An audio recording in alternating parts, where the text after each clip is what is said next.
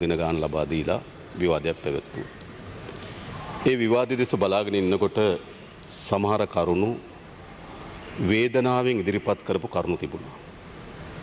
සමහර කරුණු කෝපයෙන් ඉදිරිපත් කරපු කරුණු තිබුණා. සමහර ඒවා සාධනීය කරුණු තිබුණා. අපිට වේදනාවට පත්වීම පිළිබඳව හෝ කෝපයට පත්වීම පිළිබඳව අපිට ඒක පුදුමයක් නෙවෙයි. හන්තානේ ඉඩම් අහිමි වෙනකොට වේදනාවට ලක් වෙන එක ගැන අපිට අලුත් දෙයක් නෙවෙයි. දුකක් තියෙනවා. තියෙනවනේ. ජනාධිපති ලේකම් කාර්යාලයේ තියෙන ෆයිල් එකම. කවුද ඉල්ලුවේ? ආපහු කැන්සල් කරේ කොහොමද? හරි. එනවා කියනකොට දෙන්න බලන් හිටියා. එන්නේ නැහැ කියනකොට කැන්සල් කරා. හරිද? හරිද? හරිද මම මේ කියන්නේ ඒ නිසා වේදනාව තේරුම් ගන්න පුළුවන්. කෝපය තේරුම් ගන්න පුළුවන්. හරිද? හැබැයි අපි සාධනීය ලෙස මේ පාර්ලිමේන්තුවේ යම් කරුණු ඉදිරිපත් කරනවා නම් ඒ සාධනීය කරුණු වලින් අපි යහපත් දේ උකහා ගන්න අයහපත් දේ ප්‍රතික්ෂේප කරන්න සූදානම් දේශපාලන ව්‍යාපාරය. ඔව්. අපි මේ ගමන් කරමින් තිබුණු ආර්ථික ගමන තීරණාත්මක ලෙස අලුත් හැරවුමකට භාජනය කළ යුතුයි කියලා විශ්වාස කරන ඒ වෙනුවෙන් වැඩ කරන දේශපාලන ව්‍යාපාරය. හැබැයි අපි ඒ හැරවුම ගන්නේ කොහොමද කියලා අවබෝධයක් සහිත දේශපාලන ව්‍යාපාරය. හරි. ඊටමත් යහපත් අරුබුද වලින් තොර ආර්ථිකයක් අප සතුව තිබෙනවා නම් ඒ හැරවුම ඉතා වේගවත් හැරවුමක් වෙනවා. ආර්ථික ඉතාමත් අසීරු තැනක නම් පිහිටෙන්නේ ඒ හැරවුම යම් කාලයක් අරගනිමින් සැලසුම් සහගතව ලබාගත යුතු හැරවුමක්. එනිසා ඔබ දක්වන කලබලය අපිට ඉතා හොඳින් තේරුම් ගන්න පුළුවන්. අපි ඉතා නිවැරදි ලෙස මේ දීර්ඝ කාලයක් අනුගමනය කරමින් තිබුණ ආර්ථික ප්‍රතිපත්තිය රටටත් ජනතාවටත් හිතකර ලෙස තීරණාත්මක හැරවුම ගන්නවා. හැබැයි ඒ හැරවුම ගැනීමට නම් අපි පළමු කළ යුතු වන්නේ කුමක්ද? මේ තිබෙන ආර්ථික තත්ත්වයේ ස්ථාවර භාවයකට ගෙනෙන එක. ස්ථාවර භාවයකට ගෙනෙන්නේ නැතුව අර්බුද රාශියකට මුහුණ දී තිබෙන ආර්ථිකයක් විශාල හැරවුම් වලට ඔරොත්තු දෙන්නේ නැහැ. හොඳින් තේරුම් ගන්න. රෝද ගිලිහුණු රථයකට හැරවුම් ගන්න බෑ. ඉස්සෙල්ලා රෝද ටික සවි කර ගන්න ඕන. හරිද? නිසා අපි තාමත් සැලසුම් සාගත ලෙස ආර්ථික ස්ථාවර කිරීම සඳහා සැලසුම් කරමින් තිබෙනවා. කොහොමද තිබුණු ආර්ථිකේ? එක පැත්තකින් අපි නිල වශයෙන් බංකොලොත් භාවයට පත්වෙච්ච රාජ්‍යයක් අපිට ලැබෙන්නේ.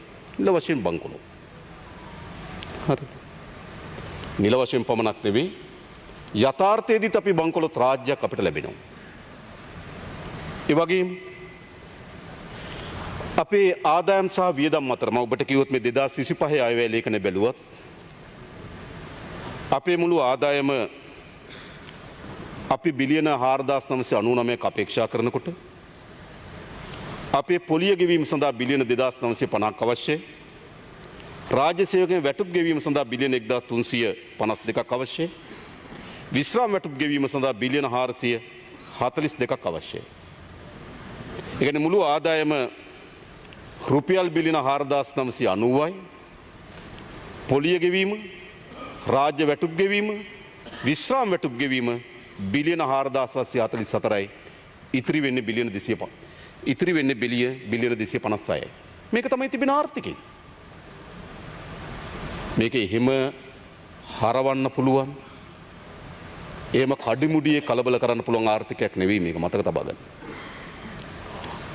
ප්‍රධානම වියදම් පාර්ශ්වයන් තුනටත් සමාන ඊට වඩා පොඩ්ඩක් වැඩි ආදායම සහිත රාජ්‍යයක් අපි වෙත ලැබෙන්නේ. ඒක තමයි මේ වෙලාවේ අපි හැම තිබෙන ආර්ථික ස්වභාවය. ඒ විතරක් නෙවෙයි. අපි සතු තිබෙන රාජ්‍ය ආයතන ඔබට කීපයක් කියන්න. රූපවාහිනී සංස්ථාව බැලුවොත් ඒකේ ගිය අවුරුද්දේ පාඩුව බිලියන 256 ණය තියෙනවා මිලියන 1837ක. ආයතන. ගුවන්විදුලි සංස්ථාව බැලුවොත් ගිය අවුරුද්දේ පාඩුව මිලියන 152යි. ණය තියෙනවා මිලියන 1603ක. ITN නානිකාව බැලුවොත් ඒකේ ණය තියෙනවා මිලියන 1476ක. අපි ලංකා සුගර් කම්පැනි එක බැලුවොත් ණය තියෙනවා මිලියන 11165ක.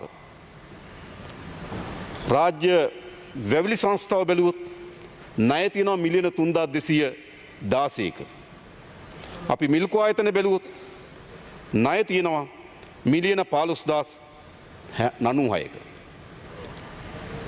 ඒ අලංක බැලුවොත් බිලියන 340ක ආසන්න ණයක් තියෙනවා. මම ගොඩක් කියවන්න යන්නේ. කොහොමද තියෙන්නේ?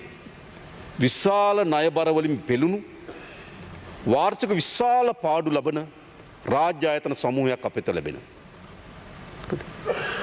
උපයා ගන්න ආදායම මා කලින් කියලාද ශීර්ෂ පාඨයන්ට පමණක් ප්‍රමාණවත් වෙන ආදායම සහිත රාජ්‍යයක් අපිට ලැබෙනවා. ආදායම ඊට 14කට කේන්ද්‍රගත වුණු රාජ්‍යයක් අපිට ලැබෙනවා. ආර්ථිකයට දායකත්ව වෙන කණ්ඩායම් ඊට කුඩා කණ්ඩායමක් අතර සංකේන්ද්‍ර වුණු රාජ්‍යයක් අපිට ලැබෙනවා. උදාහරණයකට ගත්තොත් අපේ අපනයන ආදායම 90ක් උපයන්නේ අපනයනකරුවන් 10%ක්. අපේ දේශීය ආදායම් දෙපාර්තමේන්තුවේ ආදායම් 69කට ආසන්න ප්‍රමාණයක් ලබා දෙන්නේ ෆයිල් 600කට විතර ආසන්න ප්‍රමාණය. ඒ කියන්නේ මොකක්ද? ආර්ථික ඉතාමත් කුඩා කණ්ඩායමක අතර සංකේන්ද්‍ර වුණු ආර්ථිකයක්. අනිත් පැත්තෙන් ලෝකයේ හැමෝම අපි බංකොලොත් භාවයට පත්වෙච්ච රාජ්‍යයක්. ණය මුදලක් ගන්න බැරි බැංකු පද්ධතිය කෙරෙහි විශ්වාසය බිඳ වැටුණු රාජ්‍ය මූල්‍ය තත්ත්වයන් පිළිබඳව අවිශ්වාසය ගොඩනැගුණු රාජ්‍ය. දැන් මොකද දෙනම් පළමු කරන්න ඕන? පළමු කළ යුතු වන්නේ ආර්ථික ස්ථාවරභාවය නිර්මාණය කර ගැනීම.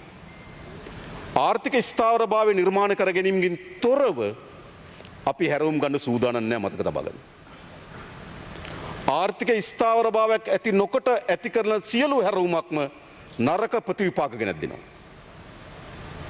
අපි ඉතා පැහැදිලිව අපේ මැතිවරණ ව්‍යාපාරය තුළ අපි අපේ ආර්ථික ස්ථාවර කර ගැනීම සඳහා අපේ ප්‍රමුඛතාවය යොදවන බව අපි පෙන්නුම් කරා. නම් ආර්ථික ස්ථාවරභාවය අපි එනකොට අපි එකඟද නැද්ද, හොඳද නරකද වෙන සංවාදය. අපි එනකොට ජාත්‍යන්තර මූල්‍ය අරමුදලත් එක්ක අවුරුදු 4ක විස්තීර්ණ ණය ප්‍රෝග්‍රෑම් එකක් කරලා වැඩසටහනක් ඇතුළත අපි ඇතුල් වෙලා තිබුණා. දැන් ඔබ කියන අපි හැරවුම ගන්න නම් මොකද කරන්න ඕන? අපිට පාරවල් දෙකක් තීරලා තිබුණා. එක්කෝ එම ජාත්‍යන්තර මූල්‍ය අරමුදලත් එක්ක තියෙන විස්තීර්ණ ණය පහසුකම් වැඩසටහන ඉදිරියට යන්න ඕන. එහෙම නැත්නම් අත්හරින්න ඕන. ඔබ බලාපොරොත්තු වෙන අත්හැරීම. මතක තබා ගන්න. හරිද? ඒ උගුලේ අපි වැටෙන්නේ නැහැ. ඒවා උගුල්. හරිද? අපේ අපේක්ෂාව මොකද අපි දන්නවා. අපේ ආර්ථිකයේ තිබෙන තත්ත්වය අනුව අපි කුඩා ප්‍රමාණයකින් කරගන්න අත්වැරදීම බරපතල විනාශකාරී අත්දැකීම් ගෙනත් දෙනවා. කොහොද එහෙම ආර්ථිකයක් මේක? ඔගොල්ලෝ මහතුරු පාලනය කරපු රට හොඳයි මේක. අපි පාලනය කරපු රට නෙමෙයි. ඔගොල්ලෝ පාලනය කරපු රට. ඔගොල්ලෝ පාලනය කරපු රට ආර්ථිකයේ කුඩා අත්වැරද්දක් බරපතල ගණයේ ප්‍රතිවිපාක රටටත් ආර්ථිකයටත් උරුම කර දෙන ආර්ථිකයක් අපි හැමි තිබෙන්නේ. ඒ නිසා ආණ්ඩුවක් හැටියට අපිට ඔගොල්ලෝ බරපතල වැරදි කරලා බරපතල විනාශයන් කරලා ඇති කරපු ආර්ථිකය යලි ස්ථාවරභාවයට අත්පත් කර ගැනීමේදී අපේ වගකීම තමයි කුඩා ප්‍රමාණිකවත් වරදා ගැනීමක් නොකර ගැනීම. හරිද? අපි ඒක කරලා තියෙනවා. ඒ නිසා අපේ පළමු අභිප්‍රාය උනේ කොතනද? පළමු අභිප්‍රාය උනේ ආර්ථික ස්ථාවරභාවය නිර්මාණය කර ගැනීම. අද කාට හරි කියන්න පුළුවන්ද ආර්ථික අස්ථාවරභාවයක් තියෙනවා කියලා? නෑ. අපි විශාල ප්‍රයත්නයක් දරුවා මේ ආර්ථික ස්ථාවරභාවය නිර්මාණය කරගන්න. අපි දෙසැම්බර් මාස නොවැම්බර් මාසයේ 21 වෙනිදා තමයි කැබිනට් මණ්ඩලය පිහිටෙවි. පූර්ණ වශයෙන් අපි ආණ්ඩුවක් හදන්නේ ජනාධිපති ධූරය, පාර්ලිමේන්තු බලය, කැබිනට් මණ්ඩලය නොවැම්බර් මාසයේ 21. අද මාර්තු මාසයේ 21. මාස 4යි. මේ මාස 4 ඇතුළත අපි ඉතාම සතුටු වෙනවා. අපිට සුබවාදී අනාගතයකට යා හැකි කියන විශ්වාසයක් ගොඩනැගෙන තරමේ ස්ථාවරභාවයක් අපි මේ මාස 4 ඇතුළත මේ රටේ නිර්මාණය කරා. මම එකින් එක කියන්නම්. පළවෙනි එක අපි නිල වශයෙන් දෙසැම්බර් මාසයේ 21 වෙනිදා බංකොලොත්භාවයෙන් නිදහස් වුණා. නිල වශයෙන්. මොකද්ද? අපි පහුගිය දෙසැම්බර් මාසයේ 21 වෙනිදා දක්වා ණය පැහැර හරින ලද රාජ්‍යයක්. අපි ගත්තු ණය ගෙවන්නේ නැහැ කියලා පැහැර හරපු රාජ්‍යයක් දෙසැම්බර් මාසයේ 21 වෙනිදා දක්වා. දෙසැම්බර් මාසයේ 21 පසුව ඒත් අපි ණය ගෙවන්නේ නැහැ. හැබැයි ණය නොගෙවීම පිළිබඳ එකඟතාවයට ආපු රාජ්‍යයක්. වෙනසක් නැද්ද? බලහත්කාරයෙන් ඒකපාර්ශවීය ගත්තු ණය ගෙවන්නේ නැහැ කියන රාජ්‍යක සිට ණය ගත්තු අයත් ණය දීපු අයත් එක්ක එකඟතාවයකට ආපු රාජ්‍යයක්. ස්ථාවරභාවය. එකඟතාවය 2028 තික් අපි ඔබගේ ණය ගෙවන්නේ නැහැ කියලා එකඟතාවයකට ඇවිල්ලා තියෙනවා. ඒකට මොකද්ද? දෙසැම්බර් මාසයේ 21 වෙනිදා තමයි අපි නිල වශයෙන් අපේ බංකොලොත්භාවයෙන් අපි නිදහස් වුණේ. ඒ අනුව මොකද්ද උනේ?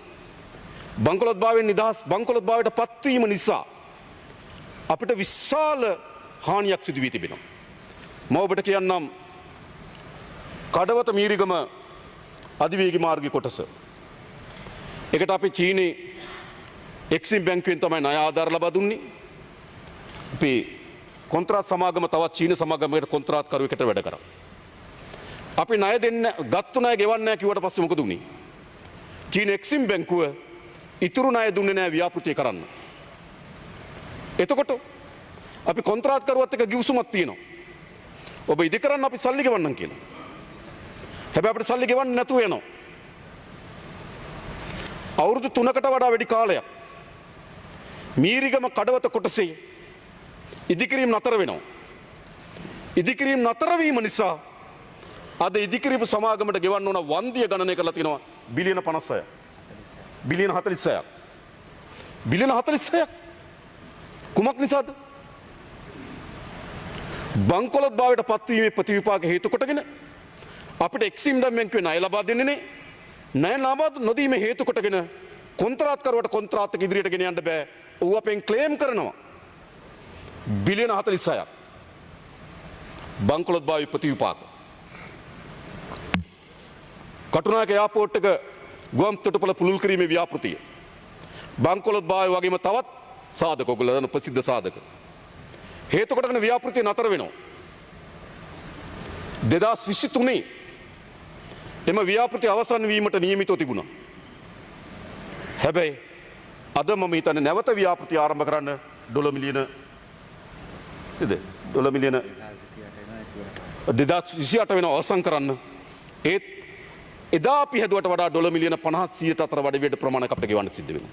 ඒ කියන්නේ මොකද්ද? බංකොලොත්භාවයේ ප්‍රතිවිපාක ජපන් රජය විසින් අනුගමනය කරමින් තිබුණු ව්‍යාපෘති 11ක් නතර වුණා. හැබැයි දෙසැම්බර් මාසයේ 21 වෙනිදා අපි නිල වශයෙන් බංකොලොත්භාවයෙන් නිදහස් වුණා. ජපන් රජය එම ව්‍යාපෘති 11ම යලි ආරම්භ කරන්න තීරණය කරා. ඒක ස්ථාවරභාවය පිළිබඳ සංඥාවක්. චීන රජය විසින් අපිට ලබා දීලා තිබෙන ව්‍යාපෘති මා කිව්ව අධිවේගී මාර්ගය ඇතුළු සියල්ල නතර වුණා. විශාල වන්දි මුදලක් අපිට ගෙවන්න තිබෙනවා ඒ වෙනුවෙන්.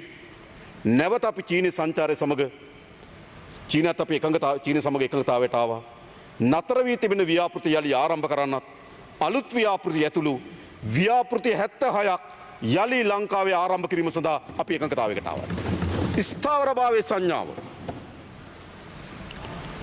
මම කියනවා 2022 පස්සේ අපේ රටේ ආරම්භ කරපු එක අලුත් ව්‍යාපෘතියක් කියන්නේ එකක් මුකුත් නෑ. කඩාවැටු රාජ්‍යයක්. ඒකයි දුන්නේ. එහෙම රාජ්‍යයක් ලැබෙන්නේ. ඉන්දියානු රජය සහ විදුලි බල මණ්ඩලය අතර එකඟතාවයක් අපි ආවා සාම්පූර්ණ බලාගාර ඉදි කරන්න. ශ්‍රී ලංකා විදුලි බල මණ්ඩලයට 50%කුත් ඉන්දියානු සමාගමට 50%කුත් අයිති ඒකාබද්ධ සමාගම පිහිටවනු ඒකාබද්ධ සමාගම විසින් සාම්පූර්ණ මෙගාවොට් 120ට ආසන්න විදුලි බලාගාරයක් ඇති කරනවා. ඒක නිෂ්පාදනය කරන විදුලිය විදුලි බල මණ්ඩලෙ මිලදී ගන්නවා. අපි විදුලි බල මණ්ඩලයේ මිලදී ගැනීම මෑත කාලේ සූර්ය බලයෙන් නිෂ්පාදනය කරන විදුලි ඒකකයක් මිලදී ගන්න අඩුම මිලට $7.97ට මිලදී ගන්න මිලදී ගැනීමේ ගිවිසුම අපි අත්සන් කරා. ස්ථාවරභාවය බංකොලොත් වෙච්ච රාජ්‍යයකට ඉන්නේ නෑ මතක තබා ගන්න. කවුද බංකොලොත් වෙච්ච රාජ්‍යයකට ආයෝජන අරගෙන ඉන්නේ? අන්නේම සාම්පූර්ණ බලාගාර ඉදිකිරීම මේ මාසේ පෙබරවාරි අප්‍රේල් මාසේ 5 වෙනිදා ඒ සඳහා ඉන්දියානු අග්‍රාමාත්‍ය මෝදි අගමැතිතුමාගේ පැමිණීමත් සමග අපි ඒක ආරම්භ කරන්න බලාපොරොත්තු වෙනවා. ස්ථාවරභාවය එම රටක ස්ථාවරයි. මට කියනකො පෞගේ අවුරුදු 2-3 අතරේ ප්‍රබල රාජ්‍ය නායකයෙක් ලංකාවට ආවද කියලා? ඉන්නේ බංකොලොත් වෙච්ච රටවල්. අද ස්ථාවරභාවයේ සංඥාව අපි දීලා තියෙනවා. ඒ වගේම අපි මේ මාස දෙකක් මේ ආසන්න කාලයක් ඇතුළත අපි සියමල ආණ්ඩුවේ නව සූර්ය බලාගාරයකුත් මන්නාරමේ නව සුළං බලයෙන් නිෂ්පාදනය කරන මෙගාවොට් 50ක බලාගාරයකුත් ආරම්භ කරනවා. ඔක්කොම ප්‍රදානය කරලා අවසන්. ස්ථාවරභාවය. එනිසා ස්ථාවරමින් තිබුණු රටක් ඒ සාධක වලින් පෙන්눔 කරන්න මොකද්ද අපි ස්ථාවරභාවයට ගෙනල්ලා තිබෙනවා. ව්‍යාපාරිකයන්ට ආයෝජකයන්ට විදේශ මූල්‍ය සමාගම් වලට අපේ ඩොලරය ගැන තිබුණු විශ්වාසය මොකක්ද? ඩොලර් හංගගෙන තියාගෙන ඉන්නවද? බැංකුවට ගිහලා මාරු කරනවද? කියලා අවිනිශ්චිත තත්ත්වයක් තිබුණා. ස්ථාවර නැහැ අපේ මුදල් ලේඛක. නිරන්තරයෙන් උච්චාවචන වෙන මුදල් ලේඛකයක් තියෙනවා. අපි මේ මාස 4 ඇතුළත අපේ රටේ ඩොලරය රුපියල් 300ට ආසන්න ප්‍රමාණයෙන් ස්ථාවර කරලා තියෙන අඛණ්ඩව මේක අවුරුදු 3කට පසු ඇති වී තිබෙන තත්ත්වයක්. හොඳ නැද්ද ඒක? මම අහන්න හොඳ නැද්ද? අවුරුදු 3කට පසුව ලංකාවේ පළමු වතාවට මාස 4කට ආසන්න කාලයක එක දිගට ඩොලරයට සාපේක්ෂව රුපියලයේ ස්ථාවර මට්ටමකට අපි ගෙනලා තියෙනවා. ස්ථාවරභාවය. ලෝකේ රේටින් සමාගම් විසින් අපේ රට විශාල ණය අවදානම් රාජ්‍යක සිට ණය අවදානම අඩුවෙන් තිබෙන රාජ්‍ය දක්වා අපේ රේටින්ස් වලින් උසස් කරලා තිබෙනවා. අපි ස්ථාවරභාවයට ගෙනලා තිබෙනවා. හොඳ නැද්ද? ඊළඟ ගත්තොත් අපේ බැංකු පද්ධතිය කෙරෙහි තිබුණු විශ්වාසය බිඳ වැටලා තිබුණා. අපේ බැංකු පද්ධතිය කෙරෙහි ජාත්‍යන්තර මූල්‍ය සමාගම් වල විශ්වාසය යලිත අහුරු කරලා තිබෙනවා. විශ්වාසය ගොඩනගලා තිබෙනවා.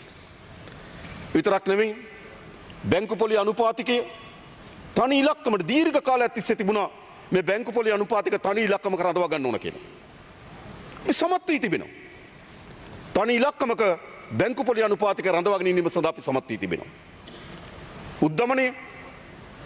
උද්දමන යම් අවගමන තත්ත්වයක් තිබෙනවා. ඒක හොඳ තත්ත්වයක් නෙවෙයි.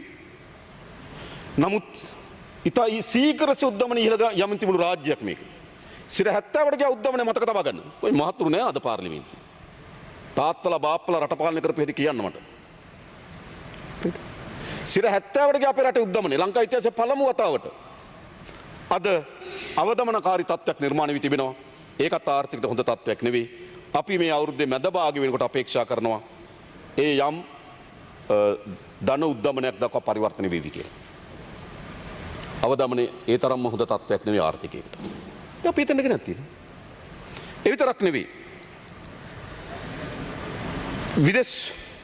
විශේෂම ගත්තොත් විදේශ සංක්‍රාම. විදේශගත ශ්‍රී ලංකිකයන් අපිට සංක්‍රාම. පෞද්ගලික මාස දෙකේ මෑත ඉතිහාසයේ ගත්ත වැඩිම විදේශගත ශ්‍රමිකයන්ගේ මුදල් ප්‍රමාණය ගලාගෙන අවිලා තිබෙනවා. පෞද්ගලික මාස දෙක අවිලා තිනවා මිලියන 1121ක්. ආර්ථිකය පිළිබඳ විශ්වාසය ඩොලරයට හෙට මොකක් වෙයිද අනිද්දා මොකක්ද වෙයිද කියලා බලන් ඉන්න ඕන. මුදල් ලෙවල ව්‍යාපාරයක් පටන් ගන්න බැරි තත්ත්වයක් නම් තිබෙන්නේ. ඔවුන් මුදල් ලෙවන්නේ කණ්ඩ බොණ්ඩ විතරයි. ඩොලරය පිළිබඳ අවිනිශ්චිතභාවයක් නම් තිබෙන්නේ. විදේශගත ශ්‍රමිකයන් මේ මොහොතේ ජීවත් වීම සඳහා විතරයි ලංකාවට මුදල් ලෙවන්නේ. හැබැයි මේ මාස දෙකේ ඩොලර් මිලියන 1121ක් ලැබිලා තිබෙනවා. ඒකෙන් පෙන්눔 කරන්න යන කවරක්වත් නෙවෙයි මේ ආර්ථිකය පිළිබඳ තියෙන විශ්වාසය තහවුරු වෙමින් තිබෙනවා. ඒ විතරක් නෙවෙයි සංචාරකයන් ගමන ගත්තොත් ඔයගොල්ලෝ දන්නවා. සංචාරකයන්ගේ ඉතාමත් හොඳ පැමිණීමක් වාර්තා වෙලා තිබෙනවා. මේ මාර්තු මාසේ 17 වෙනිදා වෙනකොට 6,10,000ක් ඉක්මුණු ලද සංචාරකයන් ප්‍රමාණයක් ලංකාවට ඇවිල්ලා තියෙනවා. අපි හිතනවා අපි ඔබට එක සහතිකයක් දෙන්නම්. මේක මේ අවුරුද්ද ලංකා ඉතිහාසයේ වැඩිම සංචාරකයන් එන වසර බවට පත් වෙනවා. ලංකා ඉතිහාසයේම සංචාරකයන් වැඩිම වසර බවට පත් වෙනවා. ඉතින් මේක ආර්ථිකය මෙහෙම නෙවෙයිද යන්න ඕනකම තිබෙන්නේ. ඒ විතරක් නෙවෙයි අපේ ආදායම ඉලක්ක මතක ඇති මේ පාර්ලිමේන්තුව ඕන තරම් අපි දැකලා තිබෙනවා. ඇස්තමේන්තුගත ආදායමයි සත්‍ය ආදායම අතර තිබුණු වෙනස්කම් 20-25 වෙනස්කම් තිබුණා ඇස්තමේන්තුගත කරලා ආදායමයි සත්‍ය ආදායම අතර. හැබැයි අපි ස්තුතිවන්ත වෙන්න ඕන 2024 ඇස්තමේන්තු ආදායම ඊට සමාන ආදායමක් රේගු දෙපාර්තමේන්තුව විසින් අපිට ලබා දුන්නා. අපේක්ෂා කළ ආදායමට සමානම ආදායම. රුපියල් බිලියන 35ක වගේ වෙනසක් තමයි දේශීය ආදායම් දෙපාර්තමේන්තුවේ ආදායම බවට පත් වුණේ. ඒ කියන්නේ 99කට ආසන්න ප්‍රමාණයකින් ඇස්තමේන්තුගත කරපු ආදායම සත්‍ය ආදායම බවට පරිවර්තනය කරගන්න සමත් වුණා.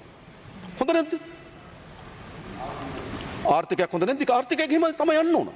ඉස්සර බොරු ඉලක්කම් තියෙනවා. ඇස්තමේන්තු කියලා හදනවා. හැබැයි තත්ත්වය ඊළඟ මහ බැංකු වාර්තාවෙන් කියන මොකක්ද ඇත්ත කියලා. අප ඔබට කියන්න කැමති දේශීය ආදායම් දෙපාර්තමේන්තුව මේ මාර්තු මාසේ 17 වෙනිදාට අපි අපේක්ෂා කරේ අපේ ඇස්තමේන්තුගත ආදායම IRD අපි අපේක්ෂා කරේ බිලියන 356යි. හැබැයි මාර්තු 17 වෙනිදාට ඇවිල්ලා තිනවා බිලියන 438ක්. අපේක්ෂා කරන ආදායමට වඩා වැඩි ආදායමක් මේ මාස කිහිපය තුළ අපි අරන් තිනවා. ඒ වගේම ජනවාරි මාසේ කස්ටම් එකේ රේගු දෙපාර්තමේන්තුවේ ආදායමත් අපි ඇස්තමේන්තු කළ ආදායමට වඩා වැඩියෙන් අත්පත් කරගෙන තියෙනවා. ඒවා ආර්ථික ස්ථාවරභාවයෙන් පිළිබඳ සංඥා. ආර්ථික සැතා හොඳින් කළමනාකරණය කරමින් ඉදිරියට යනවා කියන සංඥා. නැත්නම් මේ පාර්ලිමේන්තුව ඕනතරම් බලන්න පරණ පොත් උස්සලා. අර ලොකු පොත් තියෙන පාර්ලිමේන්තුව. ඇස්තමේන්තුගත ආදායම සහ තත්ත්‍ය ආදායම 20-25 වෙනස්කම් තිබුණා. අපි ඉතාමත් සමීප තැනට ගේනවා. අපි විශාල අපේක්ෂාවක් තියෙනවා. මේ අවුරුද්දේ අපේක්ෂා කරන ආදායමට වඩා වැඩි ආදායමක් ලබා ගැනීමෙන් අපි පොරබදනවා. ඉතින් මේ ස්ථාවරභාවය අවශ්‍යයි. මේ ස්ථාවරභාවය අත්පත් කරගන්න නැතුව ආර්ථික විශාල හැරවුම් ගන්න බෑ. කඩා වැටුණු ආර්ථිකයක අර්බුදකාරීන් තියෙන ආර්ථිකයක කොහොමද හැරවුම් ගන්නේ? ඒ නිසා අපේ පළමු ප්‍රයත්නය මේ ආර්ථිකය ඉතාමත් ශක්තිමත් ස්ථාවරභාවයකට ගෙනීම. පෞද්ගලික ව්‍යවසායකයන්ට අපි පිළිබඳවත් අපේ ආර්ථිකය පිළිබඳවත් අවිශ්වාසයක් තිබුණා. අපි දන්නවා. හැබැයි අපේ ආර්ථිකයේ සම්බන්ධ වුණු කණ්ඩායම් වල විශ්වාසය තහවුරු කරගන්න නැතුව ආර්ථික ඉදිරියට යන්න බෑ. අද අපේ ආර්ථිකයේ ව්‍යවසායකයන්ගේ, කර්මාන්තකරුවන්ගේ, බැංකු පද්ධතියේ, ජාත්‍යන්තර මූල්‍ය සමාගම්වල විදේශ ආයෝජකයන්ගේ විශ්වාසසහිත ආර්ථිකයක් ඕන. එම නැතුව හැඟීමට ආර්ථික පාලනය කරන්න බෑ. දත්ත ඇති කරගන්න ලද විශ්ලේෂණ මත ඒ විශ්ලේෂණ මතින් ගනු ලබන නිගමනයන් මත අපි ආර්ථිකයක් හසුරුවමින් තිබෙනවා. මම දන්නවා මෝටර රථ ආනයනය කිරීම පිළිබඳ ප්‍රශ්නයේදී විශාල අවදානම් සහිත තීන්දුවක් මම නිකන් නෙවෙයි කියන්නේ. 2018 අපි මෝටර රථ ආනයනය කරලා තිබුණා ඩොලර් මිලියන 1950ක 2018 දී. අපි අවුරුදු 5ක් වාහන ආනයන කරලා තිබුණේ. අපි නැවත වාහන වෙළඳපොළ විවෘත කිරීම. අපේ ආර්ථිකයට අපේ ඩොලරයට දරා ගන්න බැරි තෙරපුමක් මේ අනතුරක් තිබුණා. වහන්න ලේසි අරින්න අමාරුයි. මතකද? වහන්න ලේසි. අද ගැසට් එකක් ගන්න වාහන ගේන්නේ කියලා මුකුත් වෙන්නේ නැහැ. හැබැයි විවෘත කරන්න දැඩි අවදානම් සහිත පරිස්සම්කාරී තීන්දුවක් විවෘත කිරීම. මොකද අපිට ඇතිතරම් ඩොලර් තියෙන ආර්ථිකයක් නෙවෙයි. අපේ ඩොලරයේ මත අපි අපේක්ෂා නොකරන තෙරපුමක් ආවොත් නැවත ආර්ථික විශාල අර්බුදයක් නිර්මාණය වීමේ අනතුරු අපිට තිබුණා. අප මොකද කරේ? ඉතා හොඳින් දිනපතා මතක තබා දිනපතා අධ්‍යයනය කරමින් ඊයේ වෙනකොට අපි LC ඕපන් කරලා තියෙනවා ඩොලර් මිලියන් 207ක. අද තව පොඩ්ඩකින් අද කීයද කියලා බලමින් අපි අපේක්ෂා කරන අපි ඉලක්කයක් තියෙන මෙච්චර ඩොලර් ප්‍රමාණයක් මේ අවුරුද්ද අපිට වාහන ආනයන සඳහා දරාගත හැකි කියලා. අන්නේ අපි අපේක්ෂා කරන ඩොලර් සීමාව ඇතුලේ වාහන ආනයන රඳවාගන්නේ කොහොමද? ඔබට විවෘතව කියන්න. අපේක්ෂා කරන ඩොලර් ප්‍රමාණය ඇතුලේ වාහන ආනයන රඳවා ගැනීම පමණක් නෙවෙයි ඒ ප්‍රමාණය ඇතුලේ අපේ ආදායමත් අපි අපේක්ෂා කරලා තියෙනවා. ඒ නිසා අපි මේක මෙතෙන්ට සමපාත කරගන්නම ඕන. මේක ඉක්මවා ගියොත් ඩොලර් වල අර්බුදයක් ඇති වෙනවා. මේක පහළට වැටුණොත් ආදායම් වල අර්බුදයක් ඇති වෙනවා. අපි මොකද්ද කරන්නේ? දිනපතා සමාලෝචනය කරමින් මේ ඉලක්කය කරා මෙහෙවීමට අපි සැලසුම් කරමින් තිබෙනවා. එහෙමයි ආර්ථිකයක් ස්ථාවර කරන්න. මම නැවත කියන්නේ මේ විවෘත කිරීම ඉතාමත් අවදානමක් තිබෙන අවධානයෙන් ගත යුතු විවෘත කිරීම අපි එක් කරමින් තියෙනවා. කාට හරි දැන් ප්‍රශ්න ඇතිද එතන? මතක තියාගන්න. අපි ඉතාමත් සැලසුම්වලද මම නැවත කියන්නේ. අපි විශාල ප්‍රයත්නයක් දරමින් තිබෙනවා මේ ආර්ථිකයේ ස්ථාවරභාවය නිර්මාණය කරන්න. මම ඔබලට එකක් කියන්නම්. ඕනතරම් දේශපාලනය කරන්න. ආර්ථිකය අස්ථාවර වීම සඳහා අවශ්‍ය වෙන බොරු අසත්‍ය කරුණු සමාජගත කරන්න එපා. හරිද? සමහර අයට ඔබගේ ආර්ථික විශේෂඥයින් ලෙස නාමකරණයක් තියෙනවනේ. හරිද? මම දන්නේ නාමකරණ ඇතිද? ඒ වගේ අය විසින් කරන ප්‍රකාශයන් හොඳට මතක තියාගන්න වගකීම් සහිත ප්‍රකාශයන් බවට පත් විය යුතුයි. එවැනි ප්‍රකාශයක් යලි අපේ රටේ මූල්‍ය වෙළඳපොලේ විශාල අස්ථාවරභාවයක් නිර්මාණය කළ හැකියි. ඒ නිසා අපි හැමදෙනාම අපි හිතනවා නම් මේ ආර්ථික ස්ථාවර කර ගැනීම ඒක ආණ්ඩුවක් හැටියට අපේ විතරක් වගකීමක් නොවේ. මේ ආර්ථික ස්ථාවර කර ගැනීම පුරවැසියන් ලෙස ඒ වගේම මහජන නියෝජිතයන් ලෙස අපි හැමදෙනාගේ වගකීමක්. අපි දේශපාලන පිටිය ඕනතරම් රණ්ඩු වෙමු. ඕනතරම් එකිනෙකාට අවශ්‍ය වෙන ප්‍රහාරයන් එල්ල කරගමු. හැබැයි මම ඔබෙන් ඉල්ලා හිටනවා ආර්ථිකය පිළිබඳ අවදානම් සහිත අසත්‍ය කරුණු සමාජයට ඉදිරිපත් කරන්න එපා. හෙටය කොටස් වල බලපෑමක් ඇති කළ හැකි. හෙටයක අපේ බැංකු පද්ධතිය කරේ විශ්වාසයට බලපෑමක් ඇති කළ හැකි. හෙට අපේ රට දිහා බලාගෙන ඉන්න ආයෝජකයන්ට අවිශ්වාසයක් නිර්මාණය කළ හැකි. එයි හින්දා හොඳින් සුමටව ගලාගෙන යන ආර්ථිකයේදී ප්‍රකාශ වලට බරපතල භාවයක් ඉන්නේ නැහැ. හැබැයි කඩාවැටුණු ආර්ථිකයක නැවත ඉතාමත් ප්‍රවේශමින් ස්ථාවරභාවය නිර්මාණය කරමින් තිබෙන ආර්ථිකයකට සැකය හදන්න එපා. පළමු සැකය තිබෙනවා නම් අපි හම්බෙලා කතා කරන්න. සැකයක් තියෙනවා නම් කොතනක හරි අපිට හම්බෙලා කතා කරන්න. කතා කරලා ඒ සැකේ නිරවුල් වෙන්නේ නැත්නම් එළියට කියන්න. සැක මත කරුණු අවිචාරාත්මක එළියට කියන්න එපා. සැක ඇතන ඕන වෙලාවක අපි දන්න අය මේ අපි වෙන අය වගේ එහෙම නෙවෙයි අපි දන්නේ මේකට වාඩි වෙලා හිටපුවා එකට මූණු එකට නේද එහා පැත්තේ බංකුවල වාඩි වෙලා හිටපු අය ඕන වෙලාවක මේව සැකයක් තිබෙනවා අපි ගන්න මෙතන සැකයක් තියෙනවා අපි ඒක කියන්නම් හැබැයි සැකේ සහිතව අවදානාත්මක කරුණු එළිය කියන්න එපා. ඒක අපේ රටේ ආර්ථිකයේ මේ වෙලාවේ ස්ථාවර කර ගැනීම සඳහා දරන ප්‍රයත්නයට විශාල බලපෑමක් ඇති වෙන නිසා අපි හැමදෙනාම වගකීම යුතු හැසිරිය යුතු වෙලාවක් මේ ආර්ථික ස්ථාවර කිරීම සඳහා දරන ප්‍රයත්නය සාර්ථක කර ගැනීම සඳහා. ඊළඟ විශේෂම ගත්තොත් මේ ආර්ථික ස්ථාවර වන තෙක් අපිට පුරවැසියන්ගේ ජීවිත ඒ විදිහටම අයාලේ ගලාගෙන යන්න ඉඩ දෙන්න බෑ. අපි ක්‍රමානුකූලව අපේ රටේ නිෂ්පාදන ඉදිරි ගන්වා ගැනීම සඳහා සාමාන්‍ය ජනතාවගේ ජන ජීවිතය සුරක්ෂිත කර ගැනීම සඳහා අවශ්‍ය වන සහන ලබා දිය යුතුයි. ඒ අනුව අපි එනකොට පොහොර හෙක්ටයාර එකක් සඳහා තිබුණු රුපියල් 15000යි අපි ඒක 25000 දක්වා වැඩි කරා. මාර යටකී ආර්ථික තත්ත්වය හමු වෙමු හොඳයි. පෞගේ කැබිනට් මණ්ඩලය අපි තීන්දුවක් ගත්තා. කුඹුරු වල වගා කරන අතිරේක භෝග සඳහා රුපියල් 15000ක පොහොර සහනාධාරයක් ලබා දෙන්න. මීට කලින් තිබුණු කුඹුරු වගාවන් සඳහා විතරයි කුඹුරු වල වගා කරන අතිරේක භෝග සඳහා අපි පොහොර සහනාධාරය ලබා දෙනවා. ඒ වගේම අස්සසුම මේ මා දැක්කා පහුගිය ඉස්සලා മന്ത്രിවරයෙක් මේගොල්ලෝ බලාගන්න ඕන. අස්සසුම දෙන කොටස් දෙකකට තිබුණේ. එක කණ්ඩායමකට 8500ක් ලබා ගන්න අනිත් කණ්ඩායමට 15000 ලබා ගන්න. අපි ආවික සමුගත කරේ. 8500 ලබා ගන්න කණ්ඩායමේ දීමනාව රුපියල් 10000 දක්වා වැඩි කරා. මේ ජනවාරි මාසෙද 15000 ලබා ගන්න කණ්ඩායම 17500 දක්වා වැඩි කරා. එයි මේ ජනතාව බලා ගන්න ඕන. ඒක අපේ වගකීමක්. ඒක අත්තරින්නේ. ඒ විතරක් නෙවෙයි. දෙසැම්බර් මාසේ 31 වෙනිදා 2024 පවුල් ලක්ෂ 8ක් අස්සසුම වැඩපිළිවෙලින් එළියට වැටෙන්න තිබුණා. ඒකෙන් පවුල් ලක්ෂ 4ක් අපි මාස 4ක් දීර්ඝ කරා.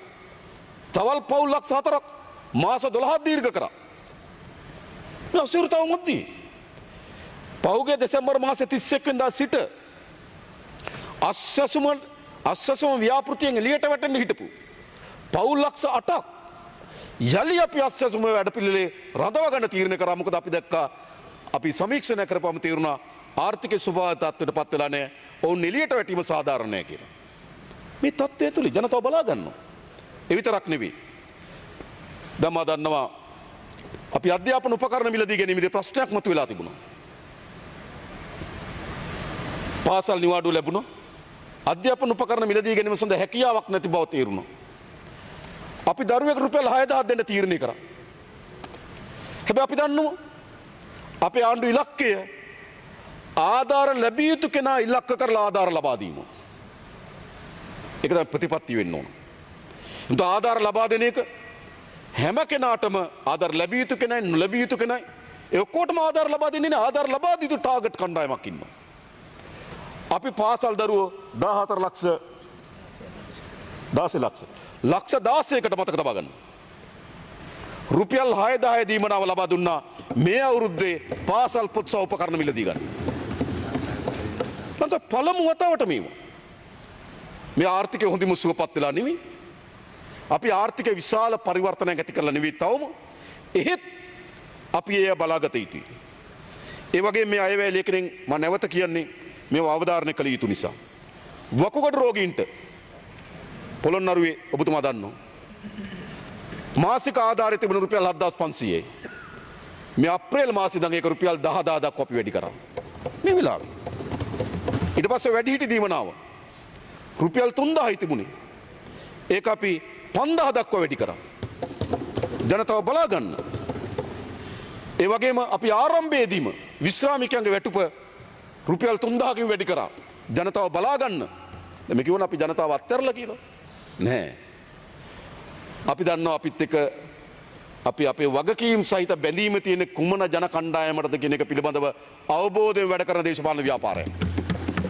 අපේ වගකීම සහ අපේ බැඳීමක් තියෙනවා. ඒ ජනතාව බලා ගන්න ඕන. උන්ට ආර්ථික වශයෙන් ඉදිරියට ගේන්න මම පසු කියන්නම් ඒක. ඒ විතරක් නෙවෙයි. මහ පොළොව ශිෂ්‍යාධාර රුපියල් 7500 දක්වා වැඩි කරා. ශිෂ්‍යාධාර රුපියල් 6500 දක්වා වැඩි කරා මාසික දීමනාව. මා කලින් කියපු ආර්ථික ඇතුළේ මේවා කරන්නේ. ඒ විතරක් නෙවෙයි. අර ආයතනගත ආයතනවල ජීවත් වෙන දරුවන්ට දෙමව්පියෝ නැති වීදි දරුවන්ට අපි රුපියල් 5000ක දීමනාවක් දෙන්නත් රුපියල් 3000ක් ඔවුන්ගේ ස්ථාවර ගිණුමක තැන්පත් කරන්නත් අපි තීරණය කරා. රුපියල් 3000ක් දෙනවා ඒගොල්ලෝ ස්ථාවර ගිණුමට මාසයකට වැටෙන්නේ. ඒ අනාථ දරුවන් ඉන්න කඳවුරක දරුවෙක් විවාහ වෙනවා විශේෂයෙන් ගෑනු දරුවෙක් විවාහ වෙනවා. අපි ලක්ෂ 10ක් ලබා දෙනවා එයාට නිවාසයක් ඉදි කරගන්න. නැත්නම් කොහොම කවුද ඒ දරුවෝ බලාගන්න ඕන? අනාථ කඳුරක ඉන්නවා විවාහයක් කරගත්තොත් ඉන්න තැනක් නෑ. හැබැයි අපි ඒ දරුවන්ට රුපියල් 10000ක් ලබා දෙනවා. ජනතාව බලා ගන්න ආණ්ඩුවක් කියන්නේ ඒකයි මේක. ලක්ෂ 10ක් ලබා දෙනවා. ඒ වගේම පෙර පාසල් දරුවන්ගේ රුපියල් 60ක තිබු ආහාර වේල අපි රුපියල් 100 දක්වා වැඩි කරා. ඒ නිසා මම කියන්නේ අර එතුමා කියපු නිසා මතක් කරේ අපි මේ ජනතාවට වගකින ජනතාවත් එක්ක බැඳීමක් තියෙන පාලනය. ඊළඟ ප්‍රධාන ප්‍රශ්නේ රාජ්‍ය සේවක වැටුප් වැඩිවීම පිළිබඳව. අපි වැළුව අපේ රාජ්‍ය සේවයේ තියෙන ගැටලු දෙකක් හඳුනාගත්තා. එකක් අපේ රාජ්‍ය සේවකීන් රට අත්තරලා යන යම් විශේෂ වෘත්තීමේ නිපුණතාවයක් තියෙන කණ්ඩායම් රට ඇතෑරලා යන ප්‍රවණතාවයක් තියෙනවා. එක. දෙක යම් හැකියාවක් වෘත්තීමේ නිපුණතාවයක් තියෙන කෙනෙක් රාජ්‍ය සේවයට ආකර්ෂණය කරගන්න බැරි දුබලතාවයක් තියෙනවා. සාමාන්‍ය ගත්තොත් අපේ රටේ කුසකර්ම අමාත්‍යාංශය ගත්තොත් එහි ලේකම්වරයා විශාල සේවක සංඛ්‍යාවකට වගේම විශාල ජනතාවකට කාර්යයන් වෙනුවෙන් මැදිහත් වෙන ලේකම්වරයෙක්. හැබැයි යම් සමාගම ප්‍රධාන විධායක නිලධාරිය සමහර සමාගම්වල ප්‍රධාන විධායක නිලධාරිය මිලියන 4-5ක් ගන්නකොට අපේ ලේකම්වරයෙකුට ලැබෙන සොච්චම් වැටුපක්. අපිට ඉතාම ඒ පිළිබඳ කැපැසිටි එකක් ධාරිතාවක් තියෙන නිලධා කණ්ඩායම් රාජ්‍ය සේවයට ආකර්ෂණය කරගන්න බෑ. එයි රාජ්‍ය සේව වැටුප් ඉතාමත් පහළ තලයක තිබුණි. ඒ නිසා රට ඇත්තර යාම සහ හැකියාවන් සහිත කණ්ඩායම් රාජ්‍ය සේවයට ආකර්ෂණය කර ගැනීමේ දුබලතාවයක් තිබුණා. ඒ නිසා අපි කල්පනා කරමු මේ අසීරුතාව මැද්දේ හරි රාජ්‍ය සේවකගේ මූලික වැටුපේ ඉතාමත් දැනෙන වැඩි කිරීමක් කරන්න ඕන කියලා. අපි කරා. මම හමුණා වෘත්ති සමිති ගණනාවක් මේ කාලේ. හැම වෘත්ති සමිතියම කිව්ව කතාව මොකක්ද? අපි අපේක්ෂා නොකරන ලද මූලික වැටුපේ වැඩිවීම. ඔබ හිතුවෙත් නෑ. හරිද? ඒ සේවක හිතුවෙත් මේ මූලික වැටුපේ වැඩිවීම. රුපියල් 53000ක වැටුප ගන්න කෙනෙකු වැටුප රුපියල් 94000 දක්වා වැඩි වෙන අවස්ථා. සටන් කරලා ඉල්ලුවේ මෙහෙම මූලික වැටුප වැඩිවීම පිළිබඳ සංවාදයක් තිබුණා. මේක අපිට හරි ලේසි රුපියල් 10000ක් එල්ලගෙන ගියා නම් එල්ලන්න තිබුණා. 25000ක් එල්ලන්න තිබ්බා. හරිද? නමුත් විද්‍යාත්මක ක්‍රමයකට මේ මූලික වැටුප් වැඩි කිරීම පිළිබඳ අපි තීරණයක් ගත්තා. මොකද මේ රාජ්‍ය සේවයට ඒ ධාරිතාව තියෙන කණ්ඩායම් කැඳවන්න ඕන. අද අපිට රාජ්‍ය සේවයට හොඳ ඇකවුන්ටන්ට් කෙනෙක් ගන්න අමාරුවක් තියෙනවා. අපි විශේෂම IT ශාස්ත්‍රය පිළිබඳව අපි අධ්‍යයනය කරමින් යනවා. වෙනම පැකේජ් එකක් අපි දෙන්න ඕන IT ශාස්ත්‍රය මේ රාජ්‍ය සේවයට ගේන්න.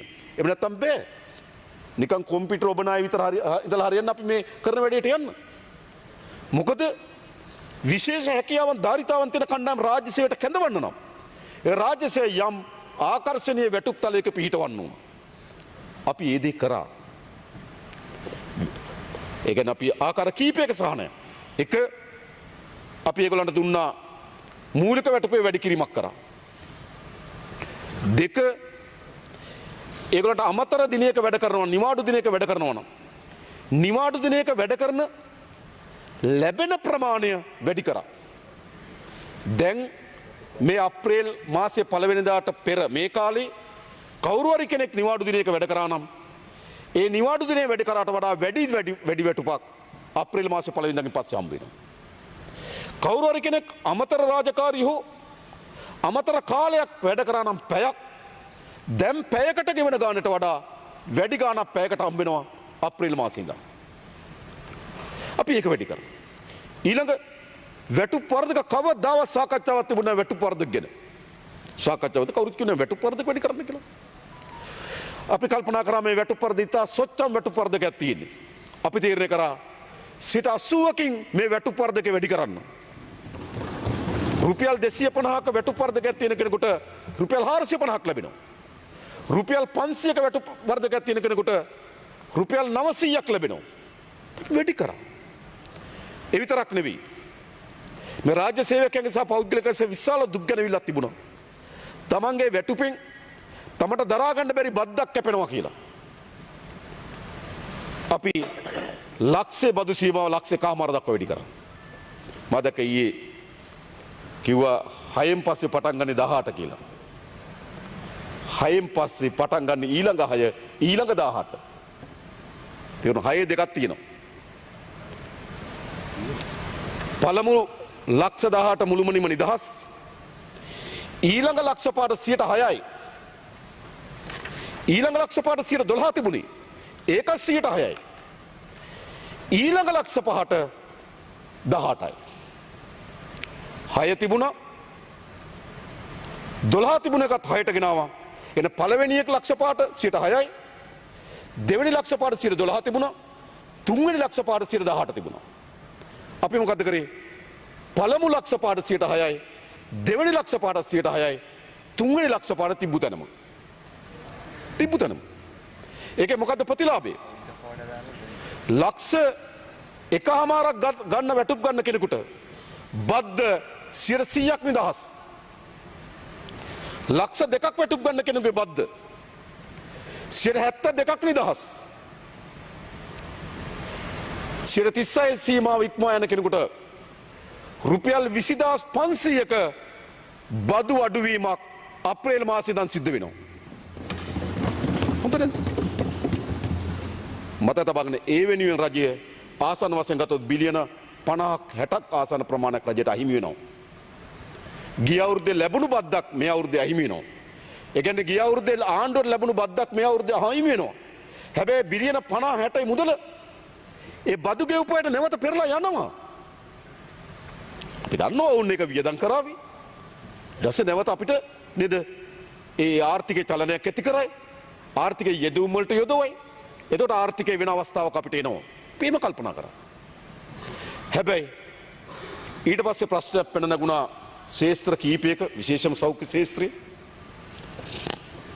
ඒගොල්ලන්ගේ අර OT පැය හරි අමතර රාජකාරී පැය ගණනය කරපු ක්‍රමයක් තිබුණා. වෛද්‍යවරුන්ගේ මේක ගණනය කර 80න් බෙදලා. නර්සස්ලාගේ ගණනය කර 160න් බෙදලා. ගණනය කරපු තත්ත්වයක් තිබුණා. හැබැයි එදා තිබුණු මූලික වැටුප 80න් බෙදපුවාම අද තියෙන මූලික වැටුප 120න් බෙදපුවාම අද තියෙන එක 120න් බෙදුවත් එදාට වඩා වැඩි. ඒ තරම් වැඩි කරලා තියෙන මූලික වැටුප. ඒකනේ කියන්නේ ඒක. ඒ කියන්නේ 80න් බෙදපු එකක් 120න් බෙදනකොටත් වැඩිවීමෙන් පෙන්눔 කරන්නේ ඒක ඒ තරම් ප්‍රමාණයකින් වැඩි කරලා තියෙනවා. ඉතින් මේ අමතර රාජකාරී පැය නේද? ඊට පස්සේ අමතර කාලයේ OT මේ අතිකාල මේවට බෙදපු සූත්‍රයක් තිබුණා 80න් බෙදපු එක අපි 120න් බෙදන්න තීරණය කරා. 120න් බෙදපු එක 160න් බෙදන්න තීරණය කරා. 160න් බෙදපු එක 200න් බෙදන්න තීරණය කරා. 200න් බෙදපු එක 240න් බෙදන්න තීරණය කරා. එතකොට සමහර වෘත්තීන්ගේ අපේ අයිතිවාසිකම් කප්පාදුව පිළිබඳව අපිට ඕන යෝජනාවක් තිබුණා. තව අමතර යෝජනාවක් 80න් බෙදන එකම ආරක්ෂා කරගෙන මූලික වැටුප ඒකට ගැලපෙන්න තියන්න තිබ්බා. මූලික වැටුප අපි තියෙන 80න් බෙදපුවාම ඒ ලැබෙන එක ලැබෙන්නම ඒ වියදම දරන්නම අපිට තියන්න තිබුණා. හැබැයි අපි මුහුණ දුන්න ප්‍රශ්නයකට මොකද්ද? අපි 1:4 වැටුප අනුපාතය තියන්න ඕන. එක කියන්නේ 15ම කෙනා. උඩ ඉන්න කෙනාගේ වැටුප දැනෙන්න වැඩි උනේ යම් ප්‍රමාණයකට වැඩි උනේ නැත්තම් 15ම කෙනාට එහෙමවත් වැඩි වෙන්නේ. ඒ නිසා උඩ ඉන්න කෙනාගේ වැටුප වැඩි වුණොත් තමයි 15 කෙනාගේ වැටුප වැඩි වෙන්නේ. ඒ නිසා තමයි අපි මූලික වැටුප වැඩි කරන්න වැඩි බරක් තිබ්බේ. ඒතකොට තමයි අපි කියන්නේ දැනටමත් අවම වැටුප 15550කින් වැඩි වෙන්නේ. අවම වැටුප රුපියල් 15550කින් වැඩි වෙන වෙන පුත්තන් සේවයේ උපරිම වැටුපෙන් 4න් එකයි එතන. ඔව් උපරිම වැටුප අඩු වුණොත් අවම වැටුප ලැබෙන කෙනාගේ වැඩිවීම අඩු වෙනවා. ඒ නිසා අපි මොකද කරේ? උපරිම වැටුප වැඩි කරා. වැඩි කරලා අපි කිව්වා නෑ ඕගොල්ලන්ට දෙන දීමනාවන් අපි මේ විදිහට සංශෝධනය කරන්නම් කියලා. ඒක පිළිබඳව පොඩි සංවාදයක් මතුවලා තිබෙනවා. අපි අවශ්‍ය නම් මේක සංශෝධනය කරන්න මෙන්න මේ විදිහට. ඔබට දැන් ලැබෙන කියන්නේ මෙහෙමයි. මේ බෙදීම ගණනය කරන්නේ 2027 ජනවාරි මාසයේ ලැබෙන වැටුපට. ඒ කියන්නේ මේ 120 බෙදන්න යෝජනා කරේ අප්‍රේල් මාසේ ලැබෙන වැටුප නෙවෙයි. එයාට අවසානයේදී ලැබෙන පූර්ණ වැටුප තමයි 120 බෙදන්නේ. අපි යම් සංශෝධනයක් ගෙන කැමති මෙහෙම. මූලික වැටුප 80න් බෙදන අයගෙන් 80න් බෙදලා ඒකෙන් 3න් 2ක් ලබා දෙනවා. හරිනේ. ඊට පස්සේ 100 තේරුණානේ. එතකොට 80න් බෙදපු 120 බෙදීමක් නෑ. 80න් බෙදීම 80න්ම තියෙනවා. තියලා ඒකෙන් 3න් 2ක් ලබා දෙනවා. 120න් බෙදපු එක 160 වුණානේ. ඒක 120න්ම බෙදලා 4න් 3ක් ලබා දෙනවා. 160 200 වුණානේ. 200 කරන්නේ නැතුව ඒක 160න්ම බෙදලා 5න් 4ක් ලබා දෙනවා. හරිද? 200 240 වුණානේ. 200 240 වුණානේ. ඒගොල්ලන් 200ම බෙදලා 6න් 5ක් ලබා දෙනවා. හරිද? ඉතුරු ටික ආර්ථික ඉතාමත් හොඳ ස්ථාවරභාවයක් නිර්මාණය වුණා අපි ලබා දෙනවා. ඒගොල්ලෝ කියනවා නම් මේගොල්ලන්ගේ අර 80න් බෙදීම අයිතියක් කියලා අපි අයිතිය ආරක්ෂා කරලා දෙන්නම්. හැබැයි මේ වැටුප් වැඩිවීම දෙන්නේ ඒකෙන් 3න් 2යි. 120 බෙදීම ඔවුන්ගේ අයිතියක් නම් 120න් අපි බෙදන්නම් මේ අවුරුද්දේ ලබා දෙන්නේ 4න් 3යි. මේ කාලේ 160න් බෙදීම ඔවුන්ගේ අයිතියක් නම් 160න් බෙදන්නම් ලබා දෙන්නේ 5න් 4යි.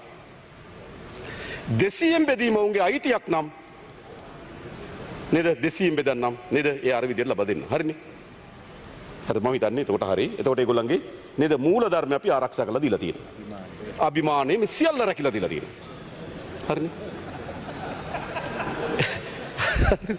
ඊළඟ ප්‍රශ්නය විශේෂ ප්‍රශ්නයක් මතුවලා තමයි විශ්වවිද්‍යාල ආචාර්යවරුන්ගේ ආධුනික කතිකාචාර්යවරුන්ගේ වැටුප. ඒ ආධුනික කතිකාචාර්යවරයෙක් ඊට සමාන වෘත්තියකට යනකොට අපි දන්න සාමාන්‍යයෙන් කතිකාචාර්යවරුන්ට බැඳෙන්න පළවෙනි පන්ති උපාධියක් දෙවෙනි පන්ති උපාධියක් තියෙන්න ඕන.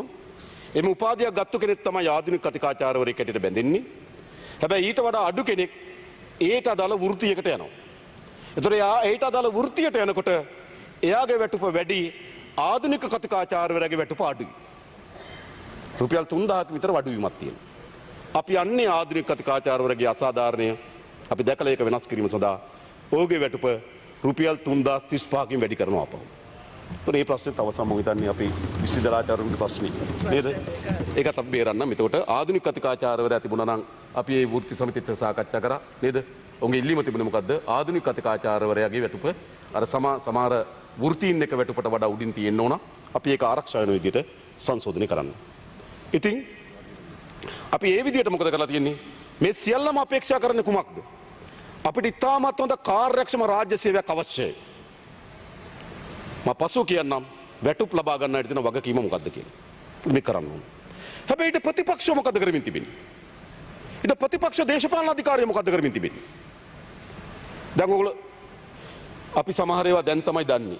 දැන් මම ජනාධිපති වුණාම මට විශ්‍රාම වැටුපක් හම්බෙන മന്ത്രിවරයාගේ. කලින් අයටත් හම්බෙලා හොඳයි. ඒ ජනාධිපති වැටුපට අමතරව මට മന്ത്രിවරයාගේ විශ්‍රාම වැටුප හම්බ වෙනවා. මම අද ලියුමක් දුන්නා മന്ത്രി විශ්‍රාම වැටුප මට එපා. පටන් ගන්න ඕන මේ රට ආදන්න මතක තියාගන්න. මේ සැඟවුණු ආදායම කොතනකවත් කවුරු හෝ කෙනෙක් දැනන් හිටියද മന്ത്രിවරයා ජනාධිපති වුණාට පස්සේ එයාට മന്ത്രിවරයාට හිමි විශ්‍රාම වැටුප හම්බ වෙනවා. ජනාධිපති වැටුපත් හම්බ වෙනවා. දෙකම සාක්කුවේ දාගෙන හොර පූස වගේ හිටිය ටීම් එක උන්. මේ කට්ටිය එහෙමයි. අපි ඒක දැනගත්ත. ඇත්තටම මම දැනන් හිටියේ නෑ මම හම්බ වෙනවා කියලා. පස්සේ තමයි දැනගත්තේ විශ්‍රාම වැටුප හම්බ වෙනවා කියලා. දැනගත්ත වෙලේ පාර්ලිමේන්තුවට ලියුමක් දුන්නා. මට විශ්‍රාම වැටුප එපා. ඒ වගේම ඇමතිවරු മന്ത്രിවරුන්ට മന്ത്രിවරයා ඇමති වුණාම ඇමතිට වැටුපකුත් හම්බ වෙනවා. മന്ത്രിට වැටුපකුත් හම්බ වෙනවා. മന്ത്രി වැටුපකුත් හම්බ වෙනවා. මෙහෙමනේ මේ වවාගෙන කාලා තියෙන මොන ඔයගොල්ලෝ කවදාවත් හිතුවද මෙහෙම රටක් ඇති කියලා? අපි සාමාන්‍යයෙන් අපි හිතන්න වෛද්‍යවරයෙක් ඉන්නවා. වෛද්‍යවරයා වෛද්‍ය අධ්‍යක්ෂක වෙනවා. අධ්‍යක්ෂක වුණාම එයාට හම්බ වෙනවද වෛද්‍ය අධ්‍යක්ෂක තනතුරේ වැටුප හම්බ වෙනවා. වෛද්‍යවරයාගේ විශ්‍රාම වැටුප හම්බ වෙනවා. එහෙම නෑනේ. ගුරුවරයා ඉන්නවා. ගුරුවරයා විදුහල්පති වෙනවා. එතකොට එයාට විදුහල්පති වැටුප හම්බ වෙනවා. ගුරුවරයාගේ විශ්‍රාම වැටුප හම්බ වෙනවා. එහෙම හම්බ වෙනවද? හැබැයි ජනාධිපතිට එහෙම හම්බ වෙනවා. ඔන්න ඒ කියන්නේ Tamanට ලොකු හැඳි තිබුණා බෙදා ගන්න. Taman කැමති විදියට බෙදාගත්තා. ඒ අනුව තමයි മന്ത്രിවරයා ඇමති වෙනකොට മന്ത്രി වැටුපත් හම්බ වෙනවා. ඇමති වැටුපත් හම්බ වෙනවා. අපි තීරණයක් ගත්තා අපේ ඇමතිවරු නියෝජ්‍ය ඇමතිවරු ගන්නේ മന്ത്രി වැටුප විතරයි. ලියුම් දීලා තියෙනවා. හැබැයි മന്ത്രി වැටුපට ඇමතිවරුන්ට තෙල් දීමනාවක් හම්බ වෙනවා. മന്ത്രി වැටුපේ മന്ത്രിවරයාට දෙන තෙල් දීමනාවත් අයින් කරලා වැටුප දෙන්නේ. සාධාරණේ ඇමතිවරයාට නියෝජ්‍ය අමාත්‍යවරයාට රජයෙන් ඉන්ධන දීමනාවක් දෙනවා. ඒ ඉන්ධනාම දීමනාව දෙන ගමන් മന്ത്രിවරයාට ආ ඉන්ධන දීමනාවක් දෙනවා. කැත නැද්ද මේවා මේ රටේ? නෑ අපි മന്ത്രിවරයාට නියෝජ්‍ය අමාත්‍යවරයාට හිමි ඉන්ධන දීමනාව ගන්නවා. മന്ത്രിවරයාට හිමි වැටුපෙදී ඉන්ධන දීමනාව අයින් කරන්න. සාධාරණ වෙන්න ඕන මේ රටක් හදන්න. අපි කැපකිරීම කරලා තියෙනවා. ඊළඟ මොකද මේ රට වෙනස් කරන්න මේ දේශපාලන වෙනස් වෙන්න ඕන. ඔබතුමා නම් മന്ത്രിවරුන් ලොකු වැටුපක් දෙන්න ඕන කියලා ඉන්න තැනක ස්ථාවර වෙන්න කෙනෙක්. ඔව් අපි මේ රට ගොඩනගලා අපි හැමදෙනාටම වැටුපක් ලබා ගැනීම ඊටම යුක්ති සහගතයි කියලා මානසිකත්වයක් අපිට ඇති වෙනවා. දැන් අපිට තියෙන අපි ජනතාවගේ බදු මුදල් ඊතරම් ප්‍රමාණයක් ලබා ගැනීම යුක්ති සහගත නෑ මේ වෙලාව. යුක්ති සහගත වෙලාවක් අපි හදමු. අපි බලමු මේ වෙලාවේදී. ඒ වගේම සමා වෙන්න മന്ത്രിවරුන්ගේ විශ්‍රාමයට පහසු කරනවා. ඒ පනත ඊට ඉක්මනින් පාර්ලිමේන්තුවට ගෙනියනවා. ඊළඟ ජනාධිපතිවරුන්ගේ වරප්‍රසාද පන සංශෝධනය කරනවා. ඒ පනතත් ඉක්මනින් පාර්ලිමේන්තුවට ගෙනියනවා. මට හිතෙන පාර්ලිමේන්තුව ඔක්කොම එකතු වෙලා අත උස්සන්න පුළුවන් පනත් කීපයක් එයි. ඉක්මනින් ගෙනියනවා. ඒක සංශෝධනය කරනවා. දැන් අත උස්සන්න ලෑස්තිලා ඉන්නේ. ඊළඟ මා කලින් අයවැය ලේඛනයේදී කිව්වා മന്ത്രിවරු සඳහා දෙන රුපියල් ලක්ෂ 10ක රක්ෂණ ආවරණයක් මේක ලක්ෂ 10 බවට පත් කරගත් ඉතාමත් ආර්ථික අර්බුදයේ තියෙන වෙලාවක ආර්ථික විශාල අර්බුදයක් තියෙන වෙලාවක තමයි മന്ത്രിවරුන්ගේ ලක්ෂ 2.5 රක්ෂණය ලක්ෂ 10 දක්වා වැඩි කරේ. අපි කියන තාම ආර්ථිකය හොඳ නැහැ. ලක්ෂ 10 නැවත ලක්ෂ 2.5 දක්වා අඩු කරන්න අගෝස්තු මාසෙ මං හිතන්නේ අවසන් වෙන්නේ ලක්ෂ 10 නේද? ලක්ෂ 10 සඳහා අපි දැන් අගෝස්තු මාසෙ දක්වා බැඳීම තියෙනවා. අගෝස්තු මාසෙන් පස්සේ අපි රක්ෂණය අලුත් කරනකොට ලක්ෂ 10 ලක්ෂ 2.5 දක්වා අඩු කරනවා. තරහ වෙන්න එපා. මම කලින් කිව්වා වාහන පර්මිට් හම්බ වෙන්නේ නැහැ. අපේ ප්‍රතිපත්ති ප්‍රකාශනයේ තියෙනවා മന്ത്രിවරුන්ට වාහනයක් ලබා දෙන්න ඕන තමන්ගේ දූර කාලයේදී කියලා. අපි මේ ප්‍රතිපත්තියේ ඉන්නවා. නමුත් මේ අයවැය ලේඛනයෙන් අපිට එහෙම වාහනයක් මේ අවුරුද්ද ලබා දෙන්නත් බෑ. අපි යමු. අපි ඒ ගැන සැලකිල්ලක් කරනවා. ඊළඟ ගත්තොත් අපි අමාත්‍යවරු ප්‍රමාණය 21කට අඩු කරලා තියෙනවා. නියෝජ්‍ය අමාත්‍යවරු ඊට සරල ලෙස අපි ගොඩනගලා තිබෙනවා. අමාත්‍යවරුන් ලබා දෙන නිවාස ආරාම ඔක්කොම අයින් කරලා තියෙනවා. මොකක් වෙනින්ද මේ? අපිට අවශ්‍යයි මේ දේශපාලන ස්ථාවරභාවයක් නිර්මාණය කරන්න. ඒ නිසා තමයි මම අහන්නේ.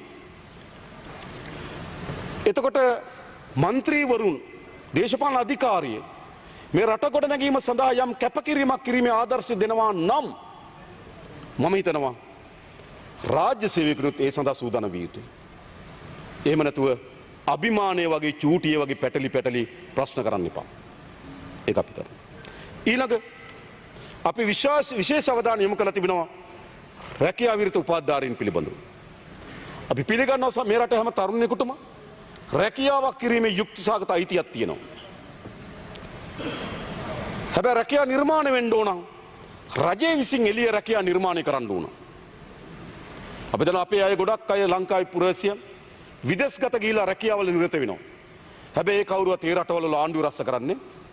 ඒ රාජ්‍යන් මැදිහත් වෙලා ආර්ථිකයක් එළිය හදලා තිබෙනවා.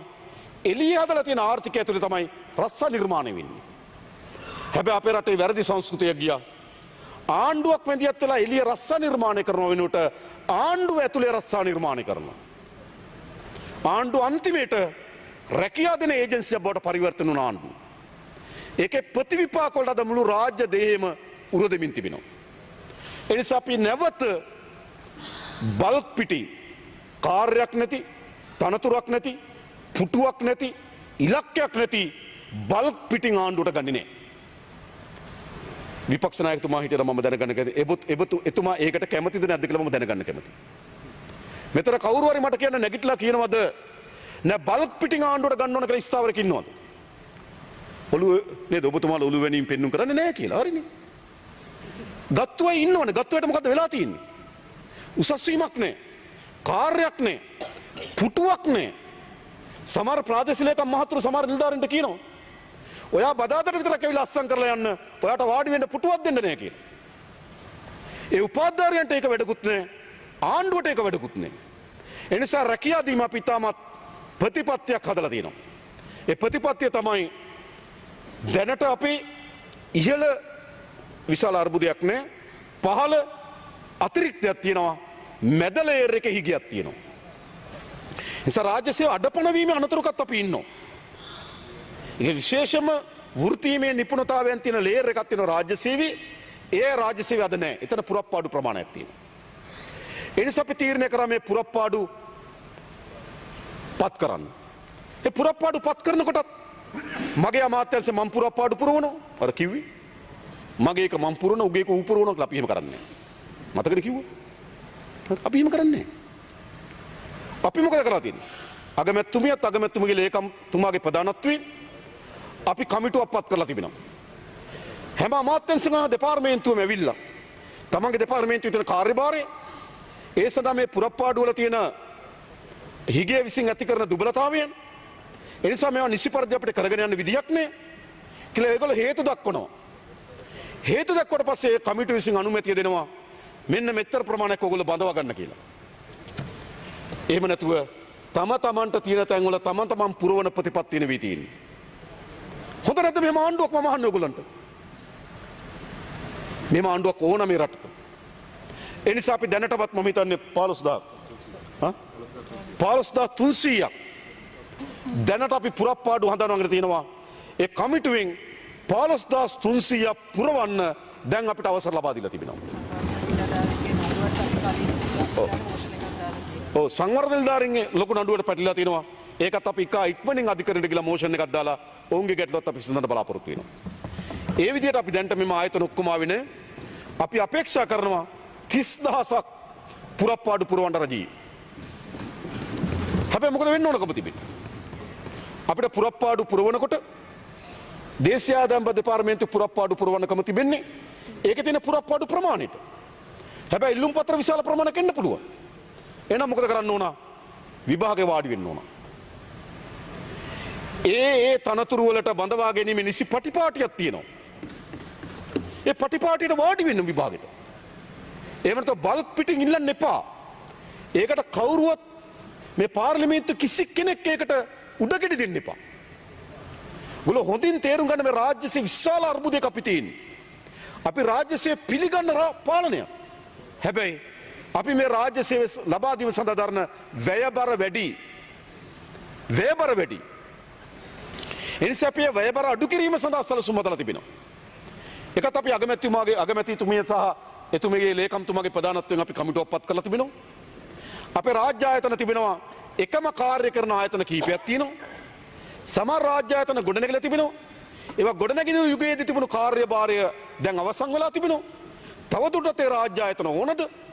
නිසා සමහර ආයතන වසා දමන්න, සමහර ආයතන ඒකාබද්ධ කරන්න, සමහර ආයතන වල අරමුණ වෙනස් කරන්න.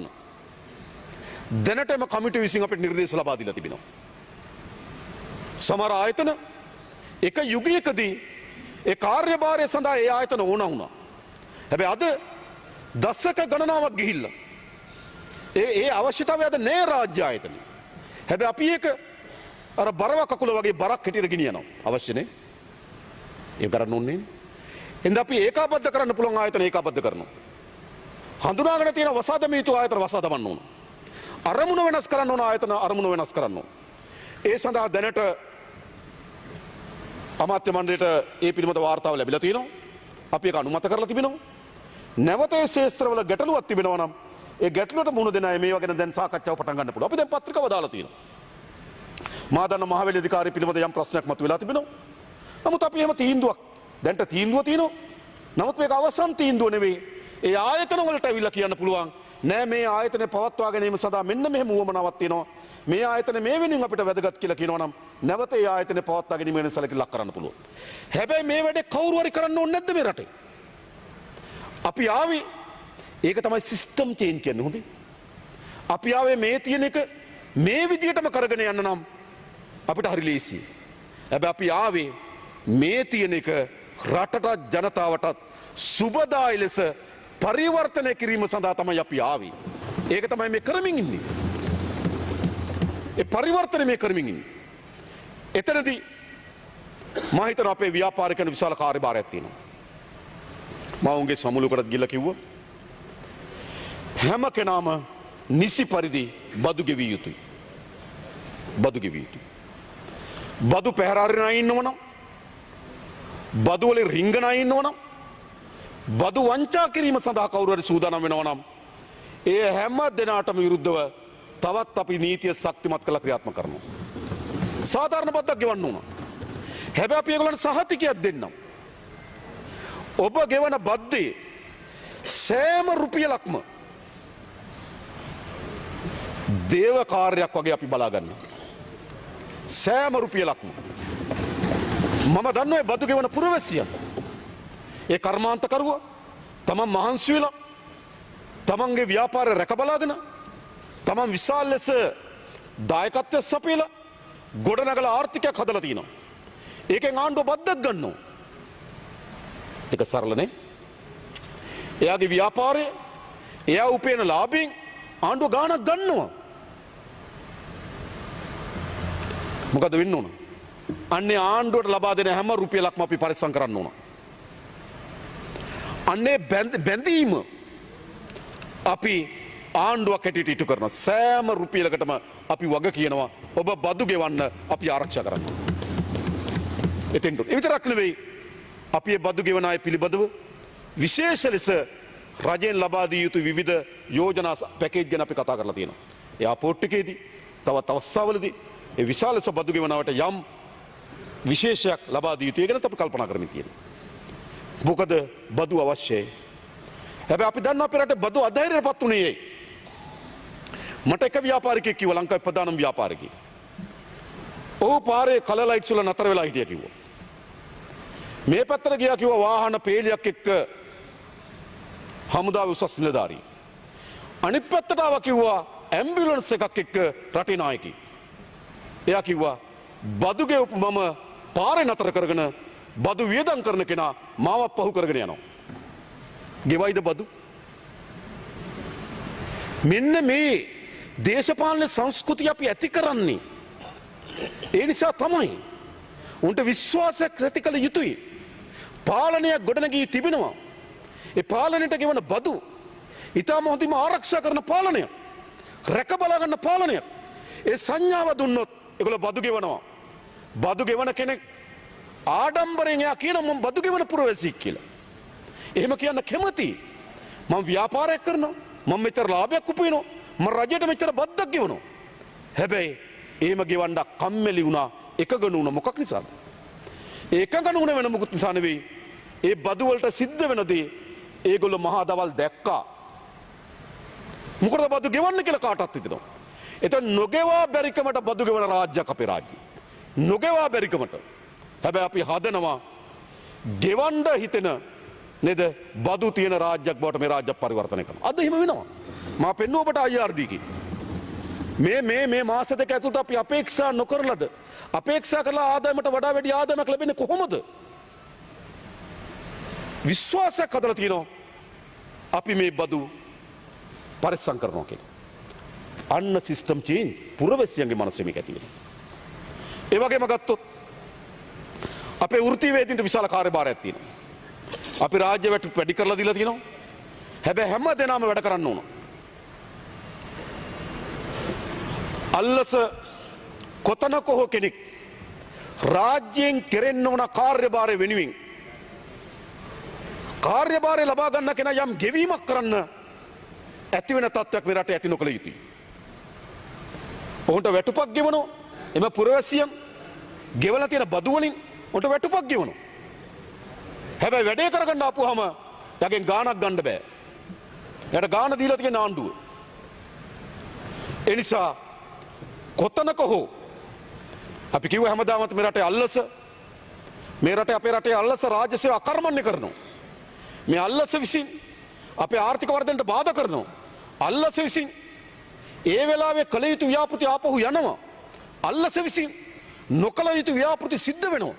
අල්ලස කියන්නේ ආර්ථික අපරාධයක්. සිදුවිය යුතු දේ සිදු වෙන්නේ නැහැ. අවශ්‍ය දේ වෙන්නේ නැහැ. අනවශ්‍ය දේ සිද්ධ වෙනවා. අවශ්‍ය වෙලාවෙදි වෙන්නේ නැහැ. පහුවෙලා සිද්ධ වෙනවා. අල්ලස කියන්නේ ආර්ථික අපරාධයක්.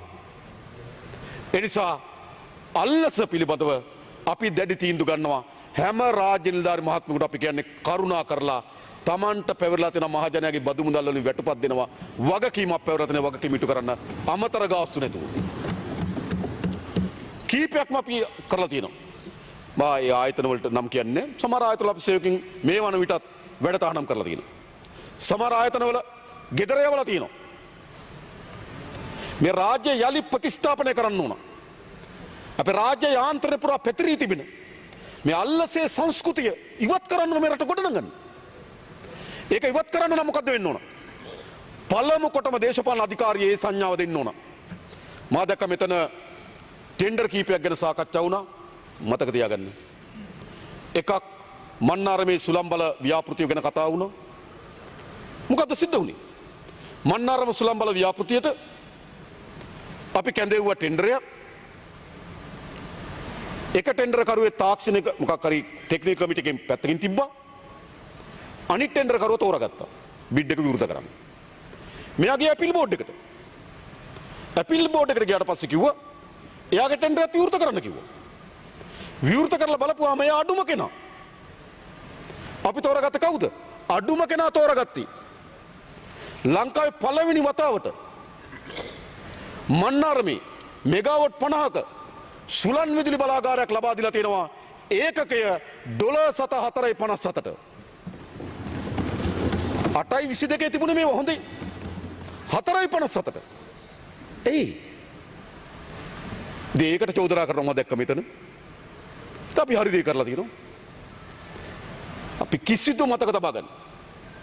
මම හෝ අපේ දේශපාලන අධිකාරිය කිසිවෙක් මබට සහතිකයක් දෙන්නම්. මේ ආණ්ඩුව ඔබ දැක්ක ඔබ කිව්වා මේ වැල් පාලමෙන් අපි ගොඩ වුණා කියලා. නෑ මතක තබා ගන්න.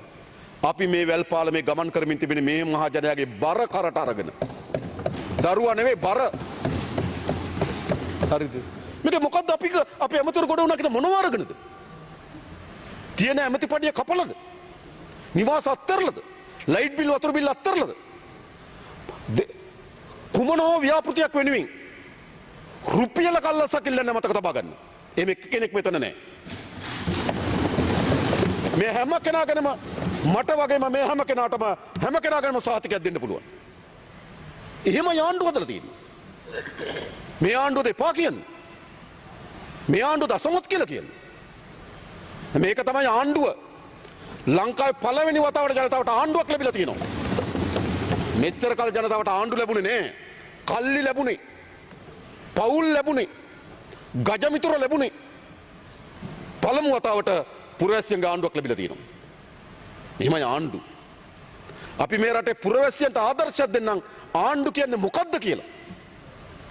අපි ඕනෑම ආයෝජකෙක් අපි මූණට හම්බෙලා කියන්න පුළුවන් අපිට ඔබගෙන් ඇල් වතුර වීදුරුවක්වත් එපා කියලා. ඕන ආයෝජකෙට අපි කියන්න. මෙලගදී ශ්‍රී ලංකා රක්ෂණ මණ්ඩල ජාතික රක්ෂණ මණ්ඩලය ප්‍රතිරක්ෂණය කරන්නේ ජාතික රක්ෂණ මණ්ඩලයේ ටෙන්ඩරේ දැම්මා. දෙසැම්බර් මාසේ විවෘත කරා. ජාත්‍යන්තර සමාගම් ගණනාවක් ඉල්ලලා තිබුණා. අඩුම ඉල්ලුම තිබුණේ කාටද? ජෝර්ජ් ස්ලූ. අපි දුන්නා. කොහෙවත් ඒක කියවෙන්නේ?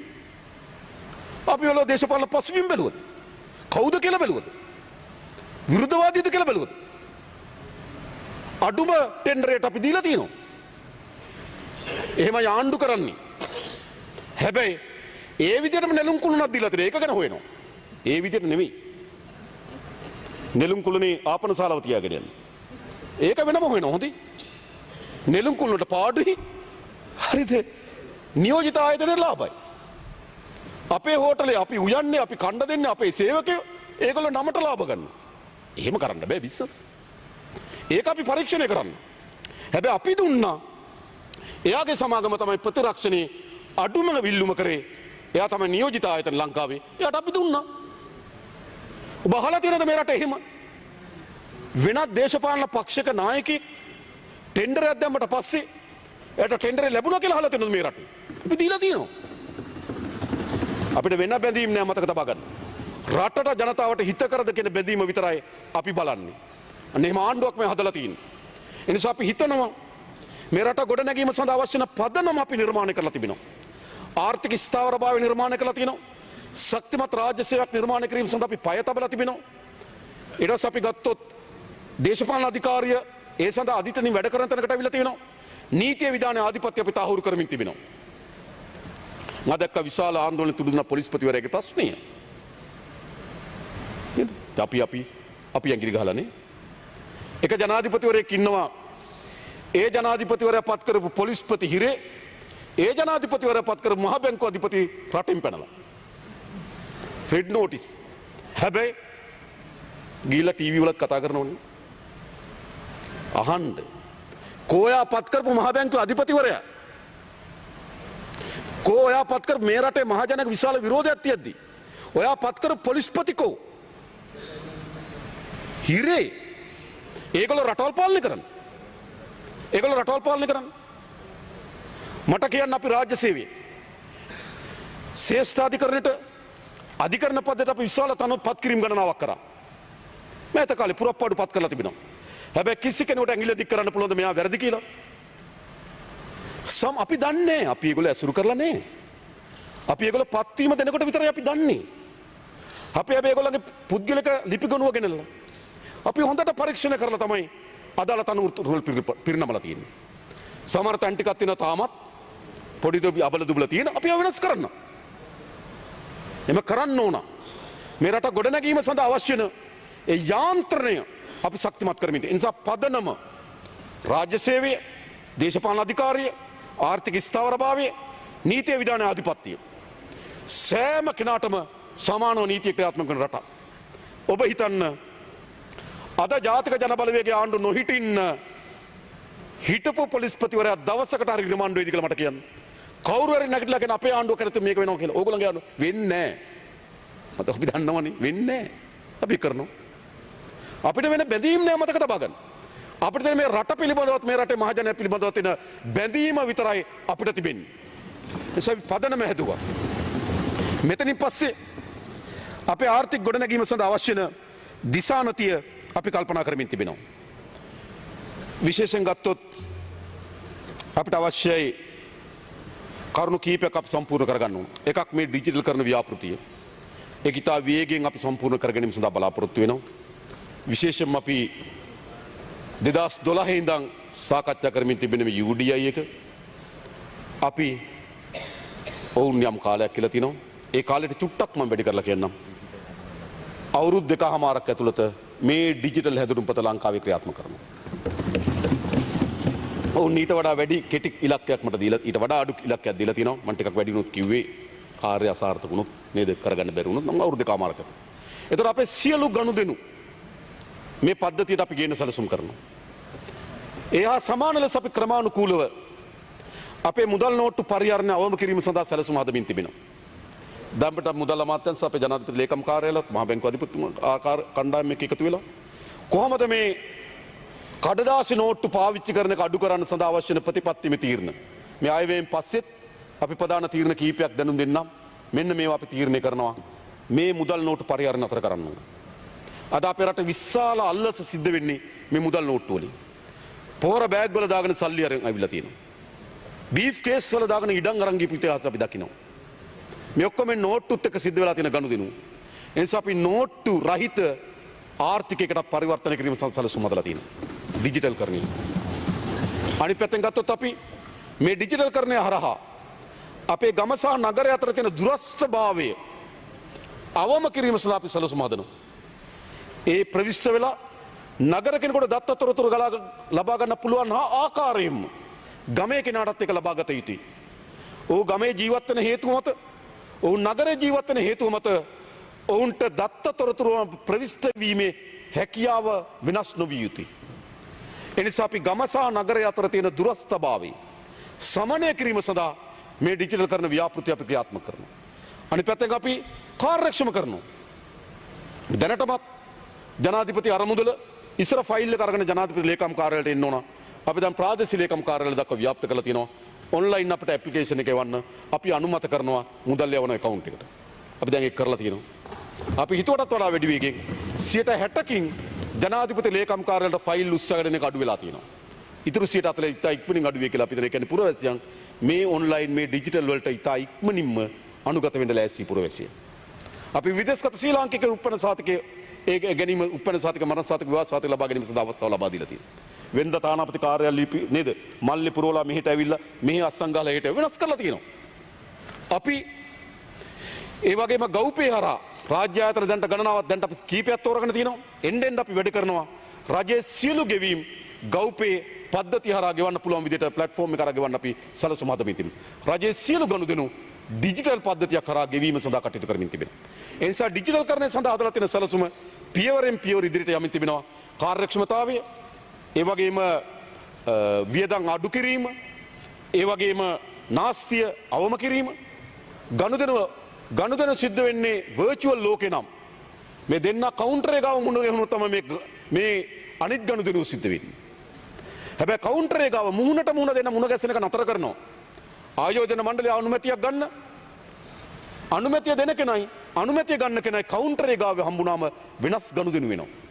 මුණ ගැහෙන එක නතර කරනවා. ඔබ වර්චුවල් ලෝකෙ විතරයි හම්බ වෙන්නේ. ඒකෙන් ඇප්ලිකේෂන් එක එවන ඒකෙන් අනුමැතිය දෙනවා. එහෙම යන්න ඕනේ අපි එතන කරනවා.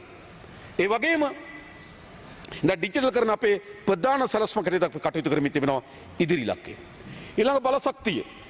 අපි දන්න මේ කලාපී අපට බලශක්තියක ඉතාමත් ඉහළ දරා ගන්න බැරි වියදම මත මේ කලාපී වැඩිම බලශක්තිය. හැබැයි දැන් විදුලි බිල අඩු වැඩි වෙන්නේ අවුව වැස්ස මත. වහින කාලට විදුලි බිල අඩු වෙනවා, පායන කාලට විදුලි බිල වැඩි වෙනවා. ඒ නිසා දැන් මේ අඩුවීම් වැඩිවීම් තිබෙන ස්ථාවර ලෙස නෙවෙයි. පද්ධතියේ නිෂ්පාදන වියදමේ හේතුවක් මත නෙවෙයි. මේ තියෙන අවුව වැස්ස මත විදුලි බිල තීරණය වෙන රටක් අපිට තියෙනවා. මේ ආර්ථිකයක් ඉස්සරහට යන්න බෑ. අඩුම තමයි අවුරුදු කීපයකට විදුලි බිල ස්ථාවරභාවයක් අපි ඇති කරන්න ඕන. තාමත් අපි අසමත් වෙලා තිබෙනවා. තාම තියෙන උච්චාවචන වෙන විදුලි බිල අඩු වෙනවා වැඩි වෙනවා නිරන්තරයෙන්. ඒ විදුලි බිල පවතින්න බෑ. අවුරුදු 3ක් වගේ කාලයක් ඇතුළත අපි අපේක්ෂා කරනවා අපේ විදුලි බිල ස්ථාවර මට්ටමකට ගේන්න. දැන් අපේ විදුලි ඒකකයේ කොස්ට් එක $7.13ක් වෙනවා. අපි අපේක්ෂා කරන එක $7.8 දක්වා අඩු කරන්න. ඉතින් නිෂ්පාදන පිරිවැය $7.5 දක්වා අඩු කරන්න. සැලසුමක් හදමියනවා. ඒ අනුව අපි බලශක්ති ක්ෂේත්‍ර විශාල සැලසුමක් කටයුතු කරමින් තිබෙනවා. අපි විශේෂයෙන් විදුලි බල ඇමතුමා පුනර්ජනනීය බලශක්ති අධිකාරියත් එක්ක එකතු වෙලා දැනට අපිට සුළං බලයෙන් ආරම්භ කරන්න පුළුවන් තැන් සූර්ය බලයෙන් ආරම්භ කරන්න පුළුවන් තැන් ඉඩම් හඳුනා ගන්න කියලා තියෙනවා. ඒ ඉඩම් එහි තියෙන ධාරිතාවත් එක්ක අපි ටෙන්ඩර් කරන්නම් අඩුම ඒකකයේ දෙන කෙනාට අපි බලාගාරය ලබා දෙන්න ප්‍රතිපත්තිය. ඊළඟ අපි ගත්තොත් විශේෂම ගත්තොත් ඍජු විදේශ ආයෝජන පිළිබඳ අපි අපේක්ෂා කරනවා. ඒ නිසා ආයෝජනයට පහසු පරිසරයක් අපි නිර්මාණය කරනවා. අපි ආයෝජන ආරක්ෂණ පනතක් ගේනවා. ඒක අපි සැලසුම් කරලා තිබෙනවා. විශේෂයෙන් මේ ක්‍රමෝපායක සංවර්ධන පනත. ඒක ඉතාමත් අහිතක ලෙස අවභාවිතාවට ලක් වෙච්ච පනතක්. ක්‍රමෝපායක සංවර්ධන පනත කියලා කියන්නේ ඇමතිවරයාට පුළුවන් ඕනෑම ව්‍යාපෘතියක් ක්‍රමෝපායක සංවර්ධන ව්‍යාපෘතියක් කියලා නම් කරලා පාර්ලිමේන්තුවට ගෙනල්ලා බදු සහන දෙන්න ඕන. ඒ නිසා අපි ක්‍රමෝපායක සංවර්ධන පනත වෙනස් කරලා යාළු මිත්‍රකම් මත පදනම් නෙවෙයි. ආයෝජනයේ ප්‍රමාණය, ජාතික අවශ්‍යතාවයේ ස්වභාවය මේ ගැන කල්පනා කරපු නව බදු සහන දෙන පනතක් අපිට ඉක්මනින්ම පාර්ලිමේන්තු ඉදිරිපත් කරන්න සමත් කටයුතු කරනවා. ඒ කියන්නේ ආයෝජන ඉදිරිගැන්වීම වෙනුවෙන් අපි අවධානය යොමු කරමින් තිබෙනවා. ඊළඟ විශේෂයෙන්ම අපේ අධ්‍යාපන විශාල ප්‍රතිසංස්කරණයක් අපි බලාපොරොත්තු වෙනවා. අපි අධ්‍යාපන විශාලම ප්‍රශ්න මතුවලා තියෙනවා පාසල් පද්ධතිය තුල. අපේ පාසල් වලින් 18ක වගේ ප්‍රමාණික ළමයි 50ට වඩා අඩුයි. දැන් පාසල විශාල විෂමතාවයක් නිර්මාණය වෙලා තියෙනවා. ළමයි 6 දෙනා ඉන්න පාසල් තියෙනවා. ගිය අවුරුද්දේ ඇප්ලිකේෂන් එකක්වත් ආපු නැති පාසල් තියෙනවා. පාසල විශාල විවිධත්වයක් නිර්මාණය වෙත විශාල ප්‍රශ්නයක් මතුවී තිබෙනවා. ඒ නිසා මේ පාසල් යලි විධිමත් භාවයට පත් කිරීම සඳහා අපි ව්‍යාපෘති ආරම්භ කරනවා. අඩුම තරමේ පාසලක තරඟයක් තියන්න පුළුවන්, ට්‍රිප් එකක් යන්න පුළුවන්, සෙල්ලම් කරන්න පුළුවන් ළමයි ප්‍රමාණයක්වත් පාසලක ඉන්න ඕනකම තිබෙනවා. ඒ ගමේ ළමයි වගේම විවිධ සමාජ ස්තරයන්ගේ ළමයි මේ පාසල නියෝජනය කරන්න ඕන. පාසලෙන් එයාට අලුත් ජීවිතයක් උරුම කරලා දෙන්න ඕන. දැන් පාසල් පද්ධතියේ අලුත් පරිවර්තනයක් අපි සැලසුම් කරලා තිබෙනවා. ඒ වගේම අධ්‍යාපන ඇමතුමිය ලෙස අගමැතිතුමිය විශාල වේසක් දරමින් අපේ විෂය නිර්දේශ වෙනස් කිරීම පිළිබඳව නේද පාඨමාලාව මුළුමනින්ම වෙනස් කිරීම සැලසුම් කළා තිබෙනවා. අපි 10 වසරේදී පමණ මාවත් ගණනාවක් හඳුන්වා දෙන්න බලාපොරොත්තු වෙනවා. 9 වසරේදී නේද? අපේ අධ්‍යාපනයේ තියෙන ඒකරේඛීය පාරක පළවෙනි පන්තියට ඇතුළත් වෙනවා, පහේ ශිෂ්‍යත්ව විභාගය කරනවා, ඕ ලෙවල් කරනවා, හොඳ ලකුණු ගත්තොත් විද්‍යා ගණිත කරනවා, දොස්තරවරයා වෙනවා, ඉංජිනේරුවා වෙනවා. එක පාරයි තියෙන අපේ අධ්‍යාපනයේ. ලක්ෂ 3ක් පාසල් වලට ඇතුළත් වුණාට 2000ක් විතර ගන්න මෙඩිකල් ෆැකල්ටි එකට. ලොකු පාරක ඇවිල්ලා චුට්ටි පාරකින් ගමන් කෙලවර වෙනවා. ඒ නිසා අපි 9 වසරෙන් පස්සේ පැතුරුණු පාරවල් ගොඩක් තියෙන දරුවට යන්න. ඒ හැම පාරකටම සමාජ වටිනාකමක් තියෙන පාරක් බවට පත් කරනවා. වෘත්තීය පුහුණුව, අධ්‍යාපනය යන්න ඕන මාවත. ඒක අපි විශේෂයෙන්ම ඔබතුමාලටත් නේද ඉක්මනින්ම අපි පාර්ලිමේන්තුව ඇතුළේ පිළිබඳව වැඩමුළුවක් තියලා දැනුවත් කරන්න බලාපොරොත්තු වෙනවා. මේ අධ්‍යාපන අලුත් පාරක්. මේ අධ්‍යාපන මුළුමනින්ම ප්‍රතිසංස්කරණයට භාජනය කළ යුතුයි. දරුවන් ඒකරේඛීය පාරක දොස්තරවරයෙක් ඉංජිනේරුවෙක් පමණක් තමන්ගේ ඔළුවේ සීනය හදාගෙන මේ අධ්‍යාපන මාවත වෙනස් වෙන්න ඕන. අධ්‍යාපනය කියන්නේ පැතුරුණු පාරවල් ගොඩක්. ඒකට අවශ්‍ය වෙන පරිවර්තනය අපි ඇති කරනවා. ඊළඟ සුළු හා මධ්‍ය පරිමාණ ව්‍යවසායකයන්. සුළු හා මධ්‍ය පරිමාණ ව්‍යවසායක මාධ්‍යක ගොඩක් කතා කර ඇත්ත. අපි දැනටමත් අපේ කර්මාන්ත අමාත්‍යාංශයෙන් හඳුනගෙන ඉන්න 40000ක් පමණ ඉන්නවා. කර්මාන්ත කඩා වැටිලා ඒත් උන්ට කර්මාන්ත ගොඩනගා ගැනීම සඳහා විභවතාවයක් තියෙනවා. ඔවුන් බැංකුවට ණය වෙලා අලුත් ප්‍රාග්ධනයක් ගන්න බෑ. නමුත් ඔවුන්ට ඒ කර්මාන්ත දිස බලපුවාම නේද? ඒවා නැවත ආරම්භ කරන්න පුළුවන් විභවතාවයක් තියෙන කර්මාන්ත කරුවන් 40000ක් විතර ඉන්නවා. අන්නේ 40000 නැවත අපේ සුළු හා මධ්‍ය පරිමාණ ශේෂ්ත්‍රය ආරක්ෂා කර ගැනීම සඳහා සහන දෙන්න අපි ලෑස්ති. විශේෂයෙන්ම අපි බැංකුවත් එක්ක සාකච්ඡා කරමින් තිබෙනවා. තව සහන ලබා දෙන්න. ආසියානු සංවර්ධන ඔබ කිව් පරිදිම ආසියානු සංවර්ධන අරමුදලෙන් ලබා තියෙන ණය පෞද්ගලික කැපක විශේෂම කල්පනා කරන්න ඒගොල්ලන්ගේ ණය ගෙවීමේ අනුපාතය ගැන විතරයි කල්පනා කරන්නේ. ඒ නිසා විශාල ලෙස මේ ණය ඇනහිටලා තියෙනවා. අපේ දවස්වල බැංකු පද්ධතිය බැංකු පද්ධතියේ ණය දීම වැඩි වෙලා තියෙනවා. ණය වලින් 80ක් ලබා දීලා තියෙන්නේ කෝපරේටිව් සෙක්ටර් එකට. 80ක් ලබා දීලා තියෙනවා. අඩුම තරමේ 40ක්වත් SME සෙක්ටර් එකට යන්න ඕනකම තිබෙනවා. ඒ සඳහා අවශ්‍ය වෙන රෙගුලාසි, ඒ සඳහා අවශ්‍ය වෙන සාකච්ඡාව අපි කරන්න ලෑස්ති. මොකද සුළු හා මධ්‍ය පරිමාණ ශේෂ්ත්‍රයේ හිටපු කර්මාන්ත කරුවෝ කඩා වැටලා තිනවා. ඒගොල්ලන් සහාය ලබා දීම සඳහා අතිරේක ප්‍රාග්ධනය සපයා ගැනීම සඳහා අවස්ථාවක් අපි නිර්මාණය කළ යුතුයි. ඒ පිළිබඳව අපි සැලකිල්ලක් කරනවා. මේ කර්මාන්ත කරුවන් 40000 නේද අපි ඉතා ඉක්මනින්ම නැවත කර්මාන්ත ආරම්භ කරන්නත් නේද ඒගොල්ලන් කර්මාන්ත ඉදිරියට ගෙන යාම සඳහා සැලසුම් අපි නිර්මාණය කරන්න බලාපොරොත්තු වෙනවා. ඒ වගේම කුෂ්කර්ම ශේෂ්ත්‍ර අපි විශාල පරිවර්තනයක් ඇති කරන්නත් බලාපොරොත්තු වෙලා තිබෙනවා. ඒ පිළිබඳව අපි අවධානය යොමු කරලා තිබෙනවා. ඒ නිසා වරාය ආශ්‍රිත නාවික කේන්ද්‍ර සහිත ආර්ථිකය අපි විශාල ලෙස සැලසුම් කරලා තිබෙනවා. විශේෂම ආසියානු සංවර්ධන බැංකුවත් එක්ක අපි එකඟතාවයකට එමින් තිබෙනවා. අපි පහුගියදා කැබිනට් මණ්ඩලය ඉඩම නිදහස් කරගත්තා.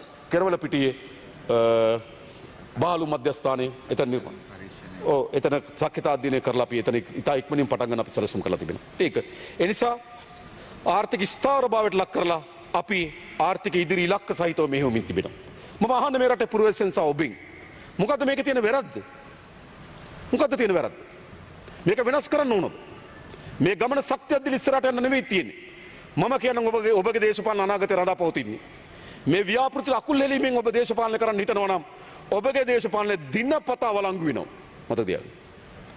මේ ව්‍යාපෘතිය මේ වැඩසටහන බිඳවට්ටන්න බෑ හොඳයි හරිද? බාධා කරන්න මේක බිඳවට්ටන්න බෑ. බාධා කරන්න අකුල් හෙලන්න කටයුතු කරන දවසක් පාසා තමුන්නාන්සලගේ දේශපාලන අවලංගු වෙනවා. දේශපාලන අවලංගු වෙනවා. ඔබට තියෙන අන් කවරක්වත් නෙවෙයි. මේක තමයි තියෙන පාර. මේක තමයි තියෙන ගමන් මාවත. මේ ගමන් මාවත සඳහා දිරිදීම සහ ඒ අරා දේශපාලනය තමයි ඔබට ඉතිරි වී තිබෙන පාර. අද කියන්නේ. වෙන පාරක් නෑ මතක තබා ගන්න. මීට වඩා හොඳ දෙයක් මට කියන්න. මීට වඩා යහපත් දෙයක් මට කියන්න. මීට වඩා වෙනස් සිතු දෙයක් මට කියන්න. ඔබට නෑ. ඔබට ඉතුරු වී තිබෙන එකම දේශපාලනය මේට ආශිර්වාද කිරීම සහ මේට අනුගත වීම පමණයි. වෙන මොකද ඉතුරු වෙන්නේ? උදේට කෑ ගන්න පුළුවන් ටීවී කට් එකට. ඔහුගේ මුකුත් වෙන්නේ නැහැ. මාධ්‍ය අපේ රටේ දේශපාලනය කරපු කාලේ ඉවරයි. අපේ රටේ මාධ්‍ය නම් දේශපාලනය කරේ මම මේ රටේ ජනාධිපති වෙන්නේ නැහැ. මේ පාර්ලිමේන්තු 159ක් ඉන්නේ නැහැ. මාධ්‍ය මුළු දේශපාලනය 2019 අවසන් වුණු බව මතක තියාගන්න. 2019 දී මාධ්‍ය සතු තිබුණු සමස්ත දේශපාලන බලය අවලංගු වුණා. එයි මාධ්‍ය විසින් මාධ්‍යවල තියෙන බලංගුතාවයද නැති කරගෙන දේශපාලන න්‍යාය පත්‍රයකට ආවා. නැත්තම් අයි වඩම්මයිද? ආයෙ පුළුවන් ද දේශපාලන නායකයෝ හදන්න ඒ නාලිකාවලට? කරන්න බෑ. ඒ නිසා තවදුරටත් ඔයගොල්ලෝ හිතනවා නම් මාධ්‍ය මත යැපෙන මාධ්‍ය වලින් ගොඩනැගෙන එක තමයි දේශපාලන ව්‍යාපාර නෑ. ඒක දැන් පැරණි යුගය. අද තියෙන්නේ ජනතාවත් එක්ක කෙරෙන සංවාදය. නිරන්තරයෙන් ජනතාව මූණට මූණ මුණ ගැසීම. අපි දේශපාලන ව්‍යාපාරයක් ලෙස හැම වෙලාවම ජනතාවත් එක්ක සංවාදයෙන් යෙදෙන ජනතාව මුණ ගැසෙන දේශපාලන ව්‍යාපාරය. එතන තමයි අනාගත දේශපාලනේ. මම කියන්නේ දැන් මේ අයවැය ලේඛන කාලෙත් අපි කිව්වා නේද? අපේ മന്ത്രിවරු ඔක්කොම එන්න එපා. මොකද මේගොල්ලෝ මොකක් හරි ඡන්දයක් කිලොත් වැඩිම ඉන්නේ 56යි. 60ක් આવොත් ඇති කිව්වා. අපි දෙකට ඔව් 60 වඩා එන්න ඕනේ කිව්වා. 60යි තියාගත්ත අනිත් ඔක්කොම ගම්වලට යන්න කිව්වා. දේශපාලනේ තියෙන එතන. තවදුරටත් මේ මීඩියා ජිමික් අවසන් අපේ රටේ දේශපාලනේ. එනිසා උදේ කරන ගෝරනාඩුව වාසි නෙවෙයි අවාසි. හැබැයි Tamanට ස්වයං වින්දනයක් ලැබෙන්න පුළුවන් නේද? ස්වයං තෘප්තියක් ලැබෙන්න පුළුවන්. ස්වයං තෘප්තියක් ලැබෙන්න පුළුවන්. රෑ හතේ ප්‍රවෘත්ති බලනකොට මූණ තියෙනවා. Tamanට විතරයි. සමහරට ගෙදර අයටත් එපා වෙලා ඇති. කියනවා ආපුවාම. හරිද? මම දන්නවා සමහර කියනවා අපෝ ගෙදර අයත් අහන්නේ නැති මොනවද මේ කියන්නේ කියලා. මතක තියාගන්න මේ දේශපාලන යුගය ඉවර. මේ ඒ දේශපාලන යුගය තාමත් අපේ රටේ යථාර්ථය නම් අපි බලයට එන්නේ නැහැ. හොඳට තේරුම් ගන්න. මුළු පරිවර්තනය සිද්ධ වෙලා තියෙන්නේ. ඒ පරිවර්තනයට තමුන්නාන්සලා එන්නේ නැතුව අර පැරණි දේශපාලනයම පැරණි මාවතම පැරණි කතාවම නම් තමුන්නාන්සලා තියෙන්නේ. මා අයවැය ලේඛන ඉදිරිපත් නේද? එදා ආරක්ෂක අමාත්‍යාංශ කතාවෙක තිබ්බ තමුන්නාන්සලා දේශපාලනේ පොසිල. කවදා හරි නේද? දේශපාලන ඉතිහාසඥ හොයන්න පුළුවන් දේශපාලන පොසිල වගේක් හිටිය කියලා 2025 පාර්ලිමේන්තුවේ. ඔච්චරයි. වෙනස් වෙන්න අපි කිසි කෙනෙක් එක්ක පෞද්ගලික තරහක් නැහැ. ඒ ඔක්කොම දන්න අය, කතා බහ කරන අය, මුණ ගැහුණු අය, එකට දේශපාලන විවිධ අවස්ථාවල කරපු අය. හැබැයි අපි කියන්නේ අවස්ථාවක් කියලා තියෙන රටට. මේ රට නැවත නැගිටින්න අවස්ථාවක් ලැබිලා තියෙනවා. එහෙම අවස්ථා එන්නේ මම කියන්නේ මේක අවසන් අවස්ථාව කියලා. හැබැයි මිනිස්සුන්ට රටට අවස්ථාවක් එනවා. අපේ ඉතිහාසයේ අවස්ථා මඟ හැරපු මිනිස්සු. අපිට අවස්ථාවක් ආවා 1948 බ්‍රිතාන්‍ය අධිරාජ්‍යවාදීන් ඇතුළු බටහිර රාජ්‍යයන් අවුරුදු 450කට ආසන්න කාලයක් අපේ රට පාලනය කරලා ඔවුන් අපේ රට දාලා ගියපුවාම 1815 ඉඳන් 1948 දක්වා අවුරුදු 100 ගණනක රුජු යටත් විජිතය බවට පත් වෙලා තිනවා. පරම්පරා 3-4 සුද්ධගේ ආධිපත්‍යයෙන් ඉඳලා 48 අපි නිදහස ලබා ගන්නවා. නිදහස ලබා ගන්නකොට අපිට අවස්ථාවක් එනවා. අවස්ථාව උකහා ගන්න සමත් උනේ නෑ. 49ම පුරවැසි පනත ගෙනාවා. ගිලා වත්තු කරේ දෙමළ ජනතාවගේ ඡන්ද බලය අහුසි කරා. චෙල්ලනායක මහත්මයා උතුරට ගිහිල්ලා වෙනම දෙමළ රාජ්‍ය පක්ෂය දුව 1949 ෆෙඩරල් පක්ෂය. චෙල්ලනායක මහත්. එයි 48 නිදහස ලැබුණාට පස්සෙත් මේ අය ඒකාබද්ධ කරලා මෙරට ඉස්සරහට ගෙන යන්න බැරි වුණා. හැබැයි ඉන්දියාව 47 නිදහස ලබා ගත්තාම ඔවුන්ට තිබුණා ජාතික දැක්මක් තිබ්බ ඉලක්කයක් තිබුණා. ඔවුන් නේද? ඔවුන් අභ්‍යවකාශය තරණය කරන ඉන්දියාවක් හදන්න පටන් ගත්තා අවුරුදු 100 පිරෙන කලින්. අපි 2048 වෙනකොට කණ්ඩ බොණ්ඩ තියෙන රටක් හදන්නම් කියලා ලැජ්ජයි. අපි වරද්දාගත්ත මතක තබා ගන්න. 48 ඒ අවස්ථාව අපිට හොඳින් උපයෝගී කරගත්තා නම් අපිට යලි මේ රට ශ්‍රේෂ්ඨ රාජ්‍ය බවට පත් කර ගැනීම අවස්ථාවක් තිබුණා අත්හැරුණා. නැවත අවස්ථාවක් ආවා. අත්හැරිය. මම කියනවා දැන් ආපහු අපේ රට අවස්ථාවක් ඇවිල්ලා තියෙනවා. මම ඔබට කියන්නේ මේ අවස්ථාව අපි අත්හරිනවද? අපි කිසිසේත්ම පුද්ගලයෙක් ලෙසත් ආණ්ඩුවක් ලෙසත් මේ අවස්ථාව අත්හරින්නේ නැහැ. මේ රට මේ පත් වී තිබෙන මේ අසීරුතාවයෙන් මේ රට මුදවා ගන්න. මට හෝ අපේ අමාත්‍යවරු කිසිවෙකුට මත තබා ගන්න. පෞද්ගලික තමන්ට කියලා අභිලාෂයක් නැහැ. පෞද්ගලික තමන්ට ලැබෙන අභිලාෂයක් නැහැ. අපිට තියෙනවා මේ රටත් මේ රටේ ජනතාව පිළිබඳ සුබ සිහිනයක්. මේ සිහිනය යථාර්ථයක් කර ගැනීම සඳහා අපි පොරබදනවා. මම ඔබට සහතිකයක් දෙන්නම්. අපි ඒක යථාර්ථයක් බවට පත් කරනවා. මම ඔබට අවසන් වශයෙන් ආරාධනා කරන්නේ ඔබෙහි පංගුකරුවන් සහ කොටස්කරුවන් බවට පත් වෙන්න. ඉතිහාසය ඔබ ලියන්න එපා. මේ අවස්ථාව අත්හරින්න දායක වෙච්ච මිනිස්සු. මේ අපේ අවස්ථාව අකුල් ලෙලපු මිනිස්සු විදිහට ඉතිහාසගත වෙන්න එපා. ඔබ ඉතිහාසගත වෙන්න රටේ අවස්ථාවක් ආවා. ඒ අවස්ථාව ඉතා හොඳින් උකහා ගැනීම සඳහා විපක්ෂයේ සිටද ඔබ උදව් දීපු ව්‍යාපාරයකට ඉතිහාසගත වෙන්න. ඒකයි මේ අවස්ථාව. ඔබ හිතන්න හරි අපි යවල ඔයගොල්ලෝ ආණ්ඩුවක් ගත්ත ගැන අවස්ථාවක් නෙවෙයි ඒක. ඔව්. බරපතල ප්‍රකාශනය කාර්ය සභාවේ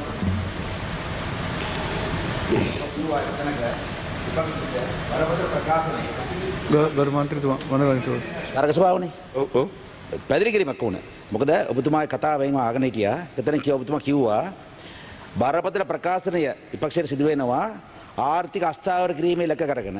ඒ ප්‍රකාශනය කරේ කවුද කියලා කිව්වේ නැත්නම් කමක් නැහැ. මොකද ප්‍රකාශන කරලා පැදිලි කරන්න ජනාධිපති මෙහෙම කිව්වොත් ආණ්ඩුව අපේක්ෂා කරන මේ අවුරුද්දේ මෙච්චර ආදායමක් ඔය ආදායම ලැබෙන්නේ නැහැ. ආණ්ඩුව අපේක්ෂා කරන තන වාහන වෙළඳ පොළ විවෘත කිරීම මෙච්චර ආදායමක් ඔය ආදායම ලැබෙන්නෙත් නැහැ කියලා කිව්වනේ. හරිද? තේරුණාද? කිව්වනේ. හරිද? හරිද? නෑ ඒකෙන් කියන්නේ මොකද්ද? ඒකෙන් කියන්නේ මොකද්ද? ඒකෙන් කියන්නේ අන් කවරක්වත් නෙවෙයි අවිනිශ්චිතතාවය නිර්මාණය කරන්නේ. අවිනිශ්චිතතාවය ඔබට පළමු කොටම ප්‍රශ්න අහන්න. හරිද? ඒ වගේම ඔබ කිව්වා ආයෝජක එන්න ආයෝජක දාලා යනවා කියලා. මට කියන දාලා ගිහපු එක්කෙනෙක්. ඔබ කිව්වේ නැද්ද එහෙම එකක්? ආයෝජක එන්නේ නැහැ ආයෝජක දාලා යනවා. මට කියන දාලා ගිහපු එක්කෙනෙක්. දැන් නැගිටලා කියන. දැන් නැගිටලා කියන දාලා ගිහපු එක්කෙනෙක්. හැබැයි ඔයගොල්ලෝ ආයෝජකට දෙන සංඥාව මොකද්ද? ලංකාවට ආයෝජක එන්න එපා. ඉන්න අයත් දාලා යනවා. මට කියන්න එකක්. දැන් නැගිටලා කියන මෙන්න මේක ගියා කියලා. ඉක්මනට කියන්න. නෑ අස්ථාවරත්වය නිර්මාණය කරන්නේ මොකද්ද? ඉතින් අජිත් පීපරගෙන් අහන්න අදානි ඉන්න ඕනද යන්න ඕනද කියලා. ඔබතුමාගේ ප්‍රෙස් එක මම බැලුවා. කෙටියෙන්. ඔව්. අජිත් පෙරවන්ත 8.2.6ට අදානි ඉන්න බෑ. තරගකාරී ක්‍රමවේදයට අපේ සම්පත් සඳහා අනිවාර්යයෙන්ම අපි තරඟ කරලා හරි මිලකට තරංකාරී මිලකට සුළං සහ සූර්ය විදුලි ලබා ගත යුතුයි. ඒකට සැකයක් නැහැ. 8.26 අදානිය ඕනේ නැහැ. හැබැයි 5ට විතර දෙනවා නම් තරංකාරී මිලට එනවා නම් ගැටලුවක් නැහැ. හරි අන්න ඒ සඳහා අපි අවශ්‍ය තරංකාරී ක්‍රමවේදය හදාගමු. ඒක තමයි හදන ක්‍රමය. ඒක තමයි අපි දෙන ස්ථාවරය. ඕක තමයි ස්ථාවරය. ඕක තමයි ස්ථාවරය. හර්ෂ. ඕක තමයි ස්ථාවරය. නෑ මතක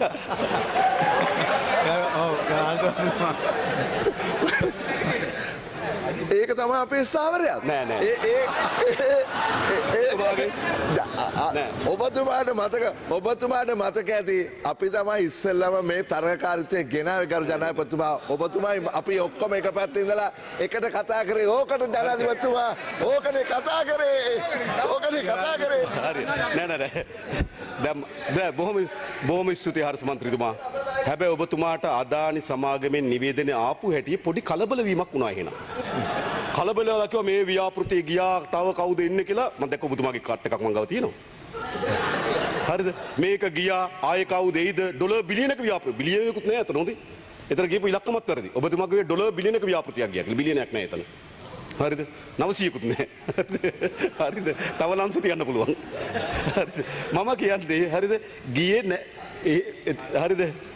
මේ ඒ නිසා ඒකයි මම කියන්නේ. ඒකට මතයක් හදනවා ආයෝජක යනවා. ඒතර ආයෝජක යන රටකට ආයෝජක එන්නේ නැහැ නේ. මං කියන්නේ අර ආර්ථික ඒම හදන් තියන අය ඒවා කිව්වහම ප්‍රශ්නක් තියෙනවනේ. ඒ නිසා ඉතා පැහැදිලි ඒවා. හරි නේද මනෝගණිත මතුව. හරි රයිට්. ඉතින් ඕක තමයි අපේ තියෙන තත්ත්වය. ඉතින් මම කියන්න හදන්නේ අවසන් වශයෙන් මම අවසන් කරන්න හදන්නේ. ඒ නිසා මම හිතනවා මේක තමයි අවස්ථාව. මේ අවස්ථාව එක්ක ඕගොල්ලෝ එකට එනවද? නැත්නම් මේකට අකුල් වෙනවද කියලා තීරණය කරන්න. මීට වඩා හොඳ දෙයක් මම කියන්න නැවත අපේ රටේ දේශපාලනේ මීට වඩා හොඳ දෙයකින් මිසක්කා මීට වඩා නරක දෙයකින් පුරවන්න බෑ ආපහු. රෝමේ හිටියා අධිරාජ්‍යවරු ගණනාවක් හිටියා. ඉතාමත් කූර අධිරාජ්‍යවරු හිටියා. හැබැයි එක අධිරාජ්‍යයක් ආවා. ඔහු සාමකාමී අධිරාජ්‍යයක් වුණා. රෝමේ ඊට පස්සේ කූර අධිරාජ්‍යයන් ගොඩ නැගුණේ නෑ. හැරවුම දුන්න. අපිත් හැරවුම දෙන්න. මීට පස්සේ පැරණි අසාර්ථක විනාශකාරී දේශපාලන සංස්කෘතියෙන් සහ ආර්ථික සංස්කෘතියෙන් ආණ්ඩුවක් අපේ රටේ යලි හැදින්නේ නැහැ. අපි ප්‍රමිතීන් නිර්මාණය කරලා තියෙනවා. ප්‍රමිතීන් දේශපාලකයාගේ ප්‍රමිතිය, රාජ්‍ය නිලධාරියාගේ ප්‍රමිතිය. අන්න එතනද අපි නිර්මාණය කරලා තියෙනවා. අපි හිතාමත් හොඳ තැනක සංඥා කණු හිටවලා තියෙනවා. ඔබට පුළුවන් මේ සංඥා කණු ඉක්මවා යන්න පුළුවන්. එහෙම නැතු මේ සංඥා කණු වල පිටිපස්සේ ඉඳන් ඔබට දේශපාලන අනාගතයක් නෑ. හොඳට මතක තියාගන්න මේක. අපි කැමති ඔබතුමා තමත් ශක්තිමත් ව්‍යාපාරයක් බවට පත් වෙනවා නම් ඒ නිසාම තමයි මේක කියන්නේ. හරිද? බලන්නකො ලංකාවේ පළවෙනි වතාවට ආණ්ඩුවක් හැදලා තියෙනවා. මේ පාපාරාජ් මම හිත 2020 ඉඳන් මම ඉන්නෝ හිටියා. මේ පාර්ලිමේන්තුවේ ඡන්දෙන් ආණ්ඩුවක් හැදෙනවා. හැබැයි ටික දවසක් යනකොට ජනතාව විපක්ෂයට එපු අය ආය ආණ්ඩුවේ. ආණ්ඩුවට එපු අය ආය විපක්ෂ. අවුරුද්දයි දෙකයි යන්නේ ආණ්ඩුව කවුද විපක්ෂ කවුද කියලා හොයාගන්නද. විශේෂයෙන්ම අයවැය කාලෙක නේ මන්දර සමහර ඇමතිවරු හෝටල් වල හංගගෙන බේරගන්නේ. මතකනේ දන්නවනේ සිංගප්පූරුවේ හැංගුනේ නැද්ද හකිම් මන්ත්‍රීව මතකනේ. හරි මෙහෙම බේරගත්තේ. මේ අලුත් කතා නෙවෙයි මේවා. හරිද? හෝටල් වල තියාගෙන සිංගප්පූරුව හංගලා රිසාත් මන්ත්‍රීතුමාටත් මතකයි. එහෙම මේ කට්ටිය බේරගන්නේ. ආපහු එහෙම දේශපාලන සංස්කෘතියක් නේ. ජනතාව එව්ව ආණ්ඩුවක් ඒක ආණ්ඩුවේ ජනතාව එව්ව විපක්ෂයක් ඒක විපක්ෂය. ආණ්ඩුව නම් ආණ්ඩුවේ විපක්ෂ නම් විපක්ෂය. ලංකාවේ පළවෙනි වතාවට මෙහෙම එකක් හැදිලානේ නේද? එඳ විපක්ෂ නායකතුමාට මම හිටියනම් කියන්නේ කිසිසේත්ම බය වෙන්න එපා. වෙනද තීන්දුව ගන්න බය වෙනව විපක්ෂ නායක. මොකද තව තීන්දුව ගන්න. තව ඉන්නවා කීප දෙනෙක් විපක්ෂ නායකතුමාට හරියටම කළමනාකරණය කරගන්න තීන්දුව ගන්න. ආණ්ඩුවට ගන්නෑ. වෙනද ගන්න බයයි. හරිද? එතුමාට තියෙන එතුමා හිටියනම් හොඳයි. එතුමාට ගන්න තීන්දුව ටිකක් තියෙනවා. මම දන්නවා එතුමා තීන්දුව ගන්න ටිකක් කාලය ගන්නවා. කාලේ විසින් එතුමාට අසාර්ථක කාලේ එතුමාට ඉතාමත් හානිකර ප්‍රතිඵල ගෙන දෙනවා. තීන්දුව ගන්න බය වෙන්න එපා. නේද? ඉන්නේ නැහනේ ආයතනෙම ඉන්න වෙනවා. හරිද? ඉතින් එහෙම හොඳ නැද්ද දේශපාලන සංස්කෘතිය? ඒ වෙනස සම්මතිද? මේ අයවැයට ඡන්දෙ දෙන්න. අනිත ඔක්කොම පැත්තකින් තියන්න.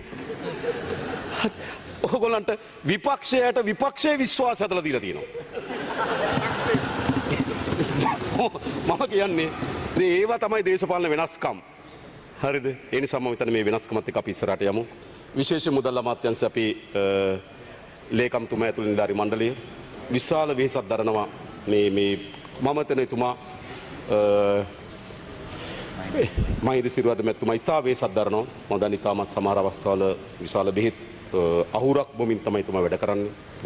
ශරීර මම එතුමා ගැන කියන්නේ එතුමාට හොඳ නිසා මම කියන්නේ. එහෙම විශාල ලෙස වැඩ කරමින් තියෙනවා. විශාල රාජ්‍ය නිලධාරීන් ප්‍රමාණයක් වැඩ කරනවා. අපි අමාත්‍යාංශවල වැඩ කරන සංස්කෘතියත් වෙනස් කරලා තියෙනවා. අපි ඒගොල්ලෝ කතා ගැඳවනවා. අපේ අදහස කියනවා, ඔවුන්ගේ අදහස කියනවා. අපි අතර සංවාදයක් එනවා. අපි හොඳ දේ තෝරා ගන්නවා. මට එක ප්‍රධාන නිලධාරි මහත්මයෙක් කිව්වා බදු පිළිබඳ එක කාන්ත නිලධාරිනියක් දීර්ඝ කාලයක් සාකච්ඡාවලට ඇවිල්ලා තිනා කිව්වා. පළවෙනි දවසේ කතා කරේ මේ සාකච්ඡාවේ කිව්වා.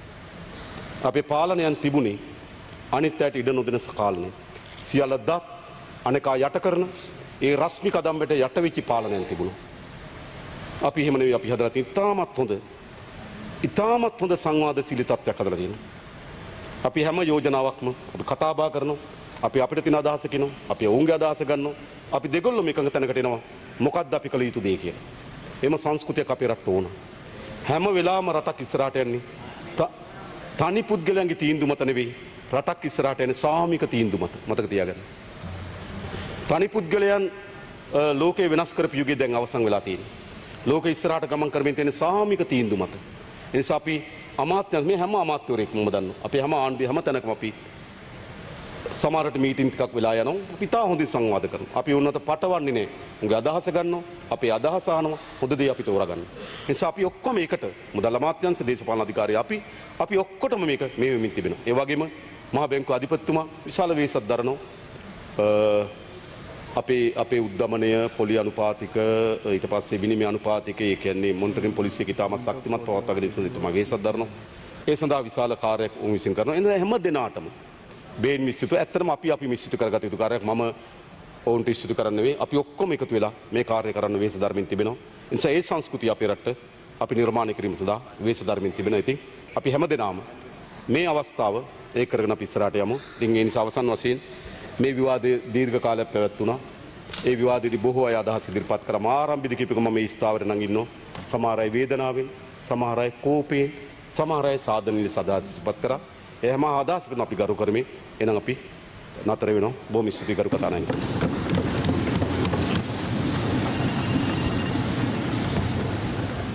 මුදල් ක්‍රම සම්පාදන සහ ආර්ථික සංවර්ධන අමාත්‍යාංශය ශීර්ෂ 102 කාරක සභාව එකඟද? ශීර්ෂ 237 සංශෝධන